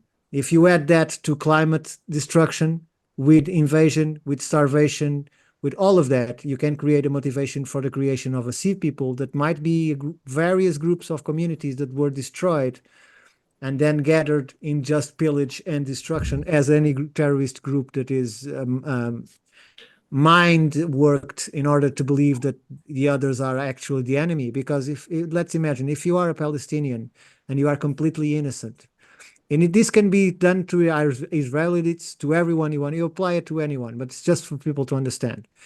If you are a child, 11 years old, 12 years old, and you see your family killed in a bomb by the Israelites, you are approached by someone from the faction that says, I will be your family now. I will give you the means for your revenge. I will give you the means for you to take back what they've taken for you. And so it's very easy to change the mind and create an army that doesn't really understand what he's doing. It's just filled with hate and doesn't allow him to see reality, doesn't allow to see what really is going on, that they are all puppets on a show and they are not controlling their moves. So I think you can relate the sea people to something like this. I can see that. I can see that, and I can just say that just because I'm actually a combat veteran. I was wounded in Afghanistan. I've been to Iraq 2 times and Afghanistan twice, so I can definitely see that where they see somebody like me coming in there, and they don't know what's going on. Family ends up hurt, dead, whatever the case, and they have hatred for me and my team. I can definitely see that, and because Yeah, and yet they don't know you. How can yeah, they right, hate right, what they right, don't know? You right, see, right, it's a hive mind. It's a right. process that's created artificially. So I give you this example. In the Second World War, sorry, in the First World War, in the trenches, it came a lucky day where it was Christmas, and somehow, miraculously, they decided to Yeah. organize a football game between Germans and the Allies. Yeah. And they went to the football game and they ate together. The next day, all that participated have to be sent home because they refused to fight. Because now they knew who the guys were behind their outfits and behind their guns. They were just regular, good people. They're thinking they're doing what is they doing is right because someone told them it is right. And so refused to combat and were had to be sent home because they were destroying the morality of the other soldiers by explaining that they were just attacking human beings that have nothing to do with the high authorities that are deciding the war behind their seats and their desks. Yeah. So uh, I understand you're a veteran. I'm hoping I'm not offending you, No, no, but no, you're not. No, man, that's how I see things. that's exactly how I see it, and I'm gonna be honest with you. I mean, like I said, being over there, I've done things, I've seen things, I've been through things. I've actually was had to be revived over there, so I understand. I can see that they see me do something, not knowing my intentions. I was doing it. I joined. I'll be honest with you. I did it. I joined the military because I didn't want to go to college, right? That was why I joined the military. Everybody has their own reasons. A lot of people will tell you they Absolutely. were patriotic and all this other stuff. That was part of it, but mostly it's because I didn't want to go to college. And I felt like that was the easiest thing I can do, right? I saw my father do it. My father was in the military. I was like, I could do that. And I watched the movie Black Hawk Down and I was like, wow, that's something that I can do. And I went and did it. Okay. So but my intentions wasn't there to go hurt somebody. It was, like I said, part of it was patriotic. I love my country, right? Everybody is so-called, how can I say it in the most easiest way? We're all brainwashed to believe our country is the best one, no matter where Yeah. we're at. No Yeah, matter yeah, where we're at, from the moment you're a child to the moment you're an adult. yeah. Okay. All because an invisible line dividing the same Exactly. land. Exactly. And me being ignorant at that time, I felt like the US was the number one spot. But then I always seen why people in America who were rich, why would they travel to other places? Right? Why were they going to Saudi Arabia? And why are they going to the islands? And why are they going here? And it made me wonder, what is out there? What is it? What am I missing? And why am I being told that everything is great in America, but all the rich people, all the politicians, and everybody else in DC and so on and so forth are going to other countries and literally taking pictures of the most beautiful places? While I'm led to believe that most places are burnt third world countries. And here in America, we have everything, but I can drive down certain cities in America and see the same thing that people are living like nowhere anywhere else. Like I said, I've been to Iraq and Afghanistan. I've seen Yeah, people live in tents there. I've seen people live in tents here in the United States of America. sure. You know Yeah, what I'm but saying? So it, we I feel like just like you said, the invincible line, that's what breaks us. Our invincible line, our religion, our beliefs, and our fight for people that are not fighting for us, meaning our government. And what I mean by that Yeah. is we are told certain things to believe things and led to do it and believe we're doing it in the goodness of our heart, but we don't know that we're affecting other individuals. And that usually doesn't come later until you realize what you did. Like, how can I say, being knowledgeable on what you did, being wise of what you've done. Everything comes with age and learning things. So, I take no offense to it because I can see how Look, if somebody. you train a man to behave like a weapon, to be efficient in combat, and you can maintain his brain functioning only or almost only from what is called the Broca's brain or the reptilian brain, there is just a survival mode. You can create a fighter that is very hard to kill and very hard to defeat because he has no fear. Okay? It's so funny you say that because you say you're a psychologist by profession. No, no, Well, no, no, no. It was my formation, but I don't believe in it. That's no, why no, I no, no, don't no, no, do no, it. no, I no, don't no, do no, it. no, no. I'm just saying. I remember because you mentioned the word psychologist, right? Yeah, yeah. So I was actually wounded in a combat. I have a brain injury, and what you were explaining is exactly true. I have no fear. That's why everything that I do with like how I've been trained to do. I was told one thing as a child. My father, like I said, my father was in the military, so of course he instilled those types of um, uh, Yes, I rules in the understand what your point. household. You Yes, know what I yes. mean? So me going into it, being in the military myself, and then serving in the war 4 different times in 2 different wars, all the way up until my 30s, my mentality is not like, okay, I'm just going to be defeated. I cannot be defeated. I've already survived death once. I'm not going to allow anything else to defeat me. So I go, as strong as possible with I know. So that's why I said, um, I can see how, when you talked about the see people doing things for survival and everybody doing everything for survival, because once you're in that moment when you've grown up and trying and always being in survival mode, you can never turn that off and go into safe mode. You have Sure. to And the stay in hive survival. mind keeps it alive. The Yes. hive, because you can go down for a moment, but then there comes the testosterone projection from other Mhm. people, and you are brought up to that feeling Yeah. of invincibility and Yeah. you can do anything because you are doing for the right reasons. Yeah, exactly. Because you are doing to help the people. There's sacrifices to be made, but it's for the ultimate good. So go on and do it. But in my perspective, if a leader of a country wishes to declare war to the other leader, do it properly. Dress up, go there, punch him in the face, and let the best one win. Speaking Don't my send other language. people's sons. Don't send other people's sons and fathers. Go themselves, because they're the ones that want the war, not the people. The people Like this. they don't even know what's going on. So and when you start realizing that you only have wars and the promise of wars and the Mhm. threat of wars because the military industrial complex needs this constant fear, otherwise they won't sell one weapon because there is no threat of war or no menace of war or no war to come.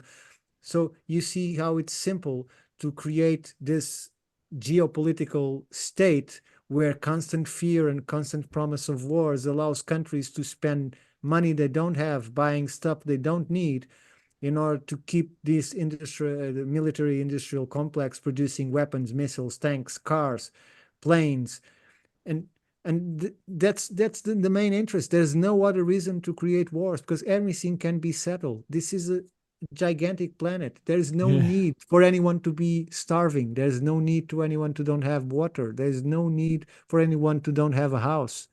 They say we are overpopulated, and yet you can put all the population in the biggest state of the US, and still they would have 23 square meters for each one of them. Okay? Yeah, mathematics don't lie, man. I mean, I always say that, man. If you can put things in mathematical form, I'm not good at math. I can tell you right now. So if you can put things in, I understand how fucking hard math is. So if you can I put things in mathematical form, then you can back it up. Literally Sure. I everything. saw a map the other day of land ownership. You know, Bill Gates owns over 250,000 acres. Yes.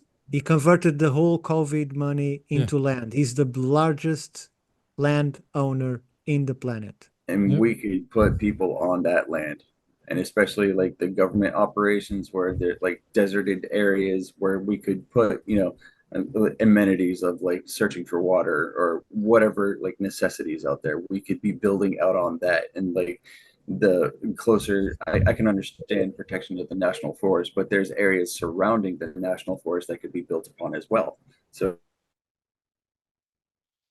Yeah. We Yeah, but he solved the problem. He solved the problem that the government was not able to overcome. And that's the plan made in the 90s of enlarging and forbidding people to go on land, to go cross land, to walk freely, to move away and go into the wilderness. So they were there. There is this map. I still have it. There's this map of the plan that was made, and people were completely concentrated on the cities. So they were trying to put systems in place that encourage people to leave rural areas, protected areas, wild areas, and move into the city. So because they didn't manage to solve how to explain to people how they will own the land and not allow them to go there, they have one of their element that it's, well, just check on his family and his upgrades and what his father was. One of the founders of the epigenetics, the eugenics process, sorry, the eugenics process. And it's clear that they use him to buy that land in order to create the protocol that they wish to create. That this is precedes the Agenda 21. This is before that. And so, for instance, where I live, you now need to have 4 acres, which is 40,000 square meters, in order to build a house. Otherwise, you cannot use the land to live. So That's messed they're up. moving everyone into the cities. They're concentrated, and things like Guy said, what I very known for saying is that coincidence takes planning. It doesn't happen at the same time in the whole world by accident. It's completely planned. So governments are just pawns in place for us to see and think we choose something. It doesn't matter if it's right or left. They all work for the same. There are some that are less dangerous than others, but they will follow the protocol. For instance, in Europe, you have the UE, and 96% of the laws that go into our assembly are directives from the UN, from the European Commission. So they could not be voted negatively. It's just a protocol. It's just a protocol. There are 260 people there just that have to vote yes, right? And then you have how many parties, Guy? 6 there? I think so, yeah. Okay, 6 parties, 260 people that have the right to vote, but the vote comes from their party. So if the vote comes their party and there is 6 parties, why do we have 260 people instead of having 6 people voting each one for their party with a percentage of representation by deputies? So there's no need to be 260 people if there is no independent vote. If everyone votes according to what their party says they have to vote, we only need 6 people. That's why this is not a democracy, it's an oligarchy.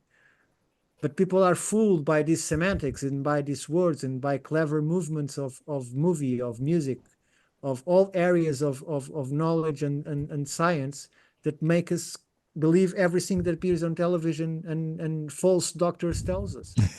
Yeah, and people need to start noticing that they will try, if they want to implement something, they will first create a crisis where then they present the solution as an answer to that crisis. Problem, reaction, solution.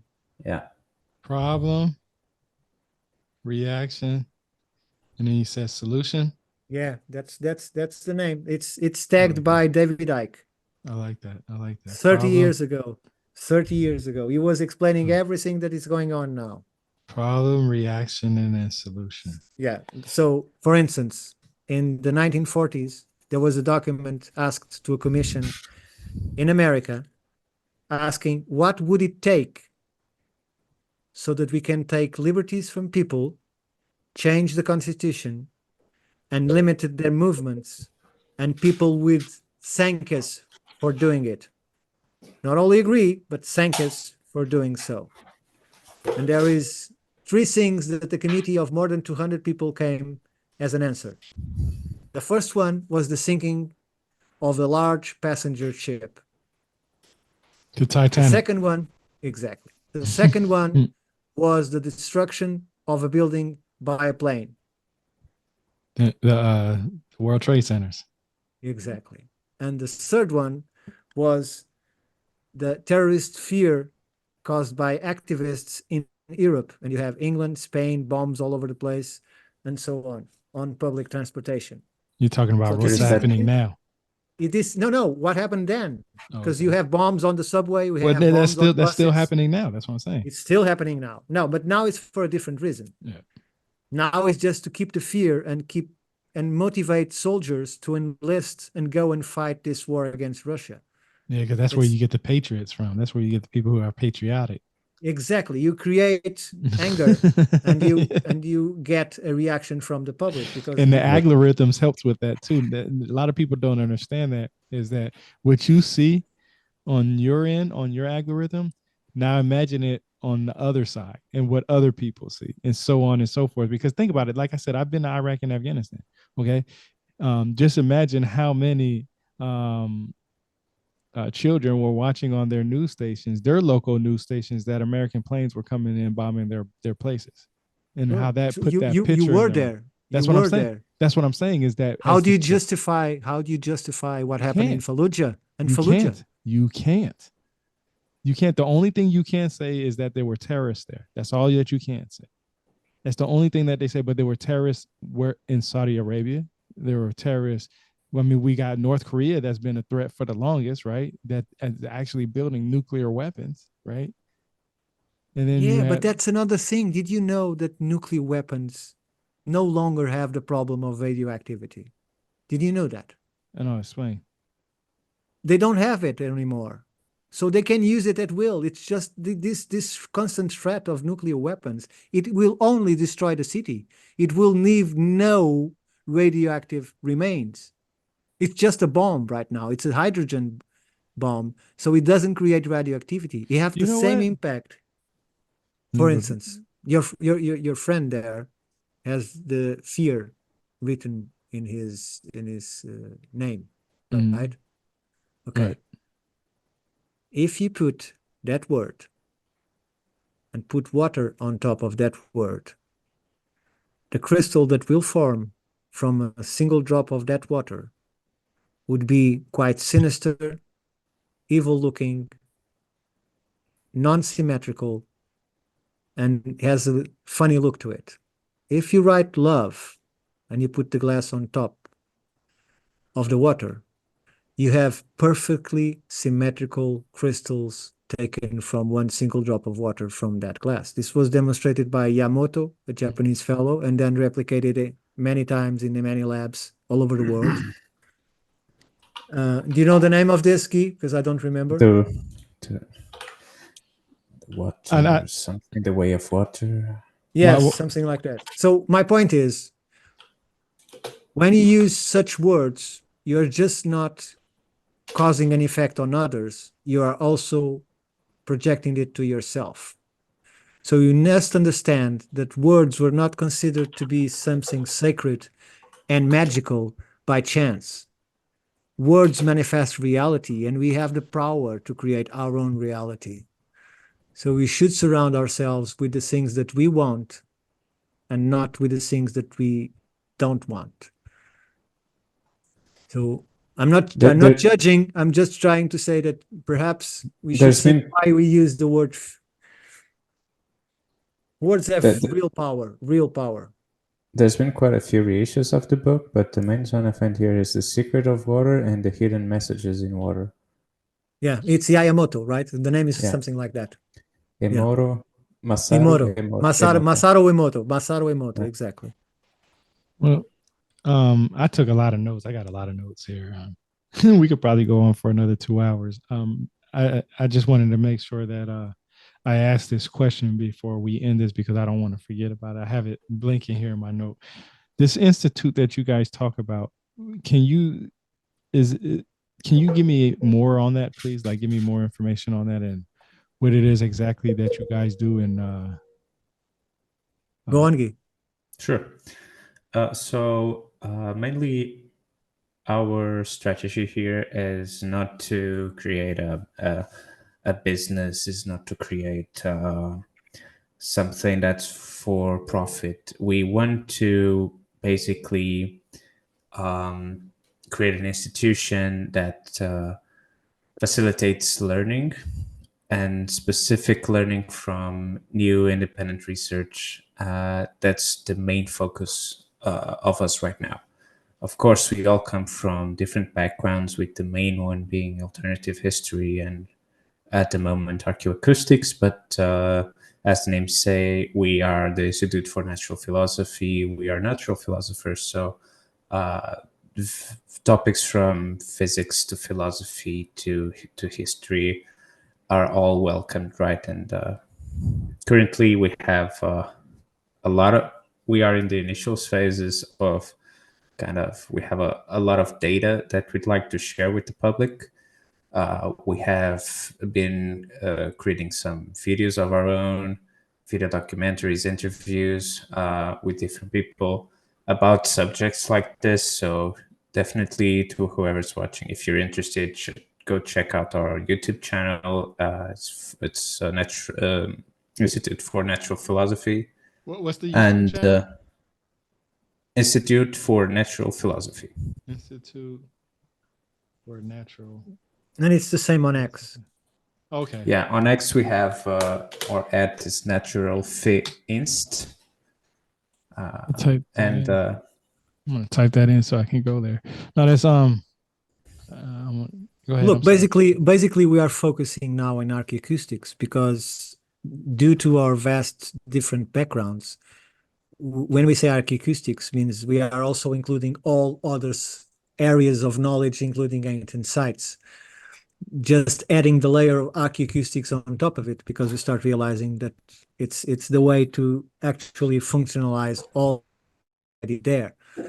So it's not just archaeoacoustics. And the fact that we call ourselves Institute for Natural Philosophy comes from the fact that when materialism installed in the beginning of the 19th century and started gaining terrain over naturalists, that was the name of the scientists back then, were naturalists, because naturalists didn't have a discipline. They didn't have a subject. They embarked all subjects in order to get their conclusions. That's why we see so many right answers in previous 19th century that have been later and many times rejected by science until they finally cannot negate them.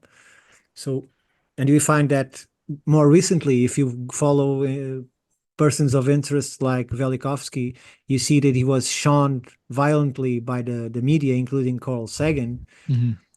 And even when he's proven right, Carl Sagan, that was the voice of all the world of science, said that it's mere coincidence that he reached those results. He couldn't possibly knew what he was talking about. So this is the kind of arrogance that we have. And if you associate that, do you know what is the drawer effect?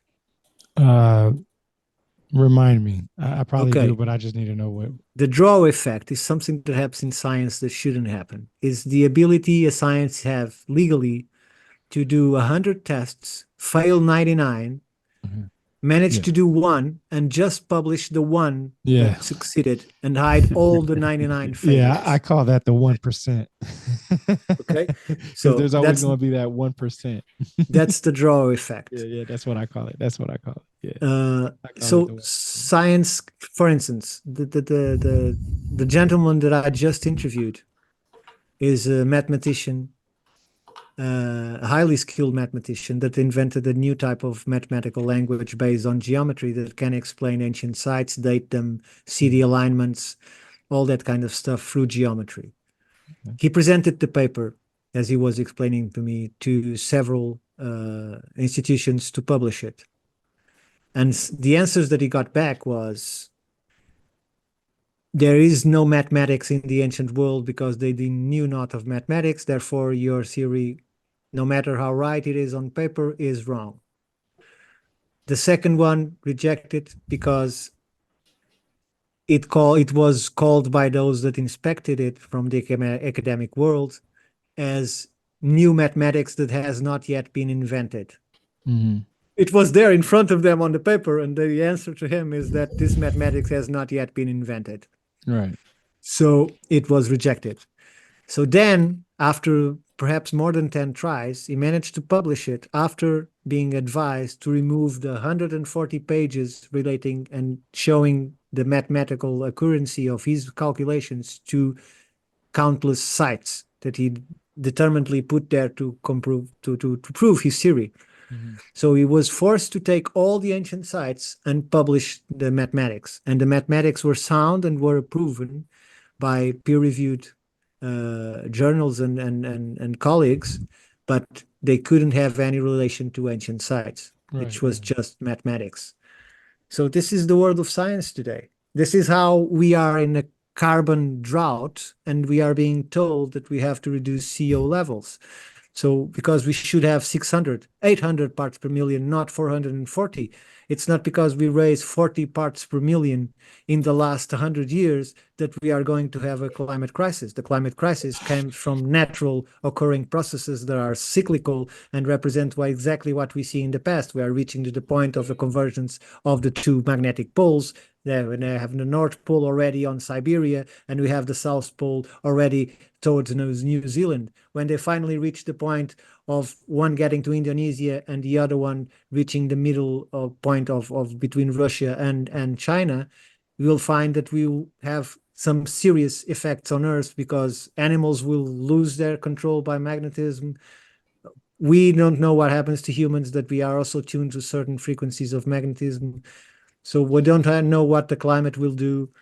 So either it's social and manufactured or is natural. We are due to reset that is in this cycle of 6,000 years, that is included in the cycle of 12,000 years, that is included in the cycle of 40,000 years, and so on. So nothing of this is anthropogenic, meaning nothing of this is human created. In fact, academic papers refer to our anthropogenic effect on climate as 0.6%. So we are being told that in Germany, they are asking people to kill their pet animals because they breathe CO2 and we need to reduce emission. Okay. That's crazy. So Yeah. we are, yeah, go ahead, Guy, because I could go forever. Go on. No worries. Yeah. The main goal of the institute is kind of to provide this alternative medium to where independent researchers can share their research without the grips of mainstream science, without fear of being ridiculed, and kind of to provide an alternative movement to kind of fight back against the system and fight back against preconceived dogmas, the kind of the knowledge monolith that I talked about earlier in this episode. It's basically, yeah. Right. So how does somebody like me get involved? Oh, just bring your knowledge. If you want, you can create a course, you can create a paper. We have digital identification objects. We have 97 left in order to publish your paper with a DOI, which makes it official. And we are open. Look, we changed the slogan that is originated in wokeism, and we change it to all ideas matter. So because all ideas really matter, no matter how stupid they may seem to some people, they all have some significance, even if it is for us to exclude that hypothesis, you see. So they are all important, no matter how far out they are. We include them all in our research, and we make people communicate with each other in order to change ideas and get to conclusions. Like a stupid question, like the only stupid question is a question never asked. Yeah. Exactly. And for example, in a lot of in the scientific method, right, you only need one example of a theory not working to disprove that theory, right? But currently what we see is direct physical evidence that directly contradicts a lot of scientific theories. We see this especially in physics and archaeology a lot. And we're kind of going to the opposite approach where if there is evidence that can directly contradict a theory, we are not going to question it. We are just going to accept that and move on. So Sure. And what we do better is to use academic papers against the academic community, Yeah, use showing their them own that ammunition against them. Yep. exactly that's what we do best. We use their work to prove that they are wrong, basically. That's exactly what I do with everything that I have. I use when people tell me, well, where's my source from? I'll say, hey, well, I got it from here. And then they'll say, well, did you know about this? And I'm like, yeah, I knew about that also. I got that right here too. And I give them both. What I try to do basically is try to debunk myself on what I just learned. Exactly. That's what I try to do. I read something and then I try to debunk myself as Sure. much as I can.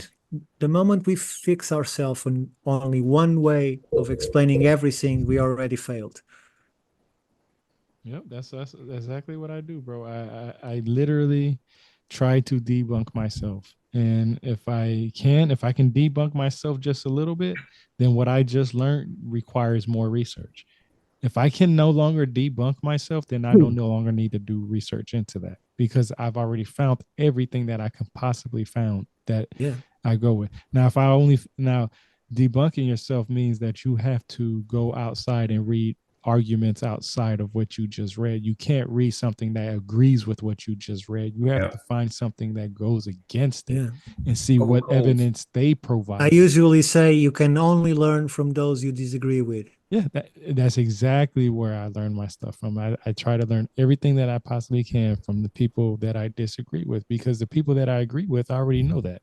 Why am I going to sit here and waste my time listening to you preach about something that I already heard you, that I've already learned about and agree with you on? Why would I waste my time to listen to you talk about it? I'd rather sit here and have a discussion about what you don't know and what I don't know. You know what I mean? What discussions, what stuff that I haven't learned in the past, you know, something that strikes my interest. And then when I hear what you say, I'm going to go back to what I do know and present that information and say, well, hey, did you know this? And if that person says no, then our conversations are only going to go one way. Me telling you what I know. That's exactly the institute. Yep. And that's how it should be.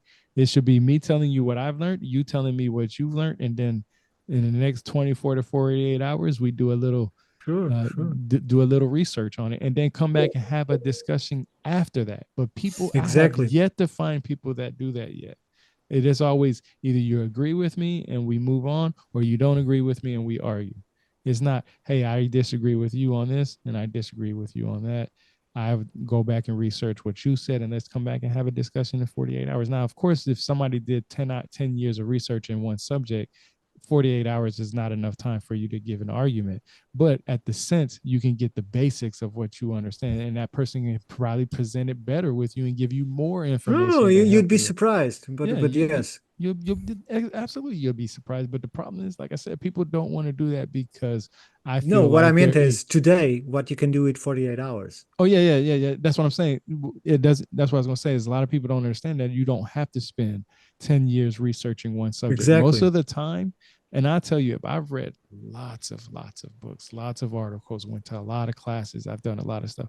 Eventually start realizing that they're referencing the same person or the same people over and over. Exactly. Again. So once you start realizing that they're referencing the same people over and over again, you can tell where they implemented their opinions and theories based off of what they just read, based off of other people. So you have to. So in this, you mentioned Carl Sagan, right?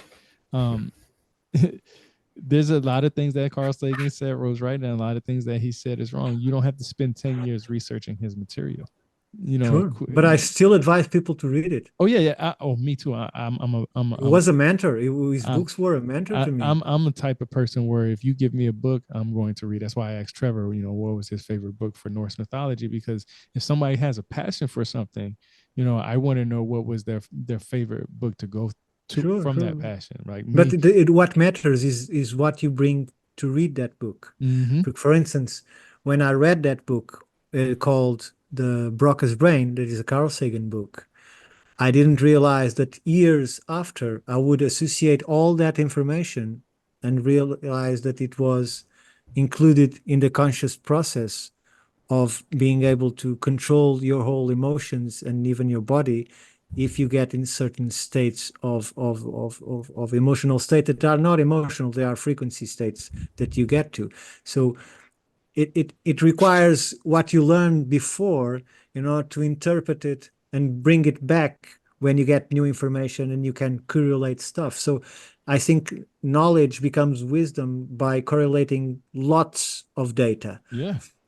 So, and never focusing and saying this is the solution. Even if you think this is what I believe now, you are in a second ready to change your mind if something new comes up that contradicts that, and you can follow it to a confirmation. So you have to always be ready to be told you are wrong on the second. Yep. And you know what? I always say this too. I'd rather somebody tell me I'm wrong, give me a source on why I'm wrong, than just sit there and tell me I'm wrong and tell me to do my own research, because my research is why you say I'm wrong in the first place. So now you have to give me something to help me, guide me in the right direction. But that person is not expecting a conversation. Yeah, that's what I'm saying. That's what I'm saying. That's how I am. Like, if I'm wrong and you give me a source for it, I'm going to read it. Sure, yeah. I'm eager to listen to it. I'm eager to listen to it. And I'll never say what I said. And people fear that. And people fear that. Yes, they definitely do. That's why a lot of people fear the unknown. Yeah. Look, there is something that has been recently spoken about, and that's very interesting. There is something better than being an alpha. What's that? And I don't remember the name. I think it's Sigma that they call it. Yeah. Because the Sigma is a person who has all the abilities of an alpha, but also all the traits of all the other, and controls it at will. So he's not worried to be lesser or lessened. He's not worried to be told wrong. He's not worried that he's given orders, because he doesn't respect any kind of authority. He just does what he thinks he has to do. That's me, man. So, and he doesn't need to be in control. And these are the persons that we have been finding that are actually open to debate and open to, instead of saying, I know this, they are expecting to give you the data and that you can bring back something to add to that data. That's me. So that's me to the T. I'm telling you, that is me to the T. Sure. Look, Guy will send you the link for our Discord. So anything you like research or opinion on or data for, you just drop it there, and then we will do our best to find whatever you need or to answer according to our understanding of that problem. Yeah, so man, I love chatting with you guys. I hope we can link up afterwards and just have a chat. Absolutely. So.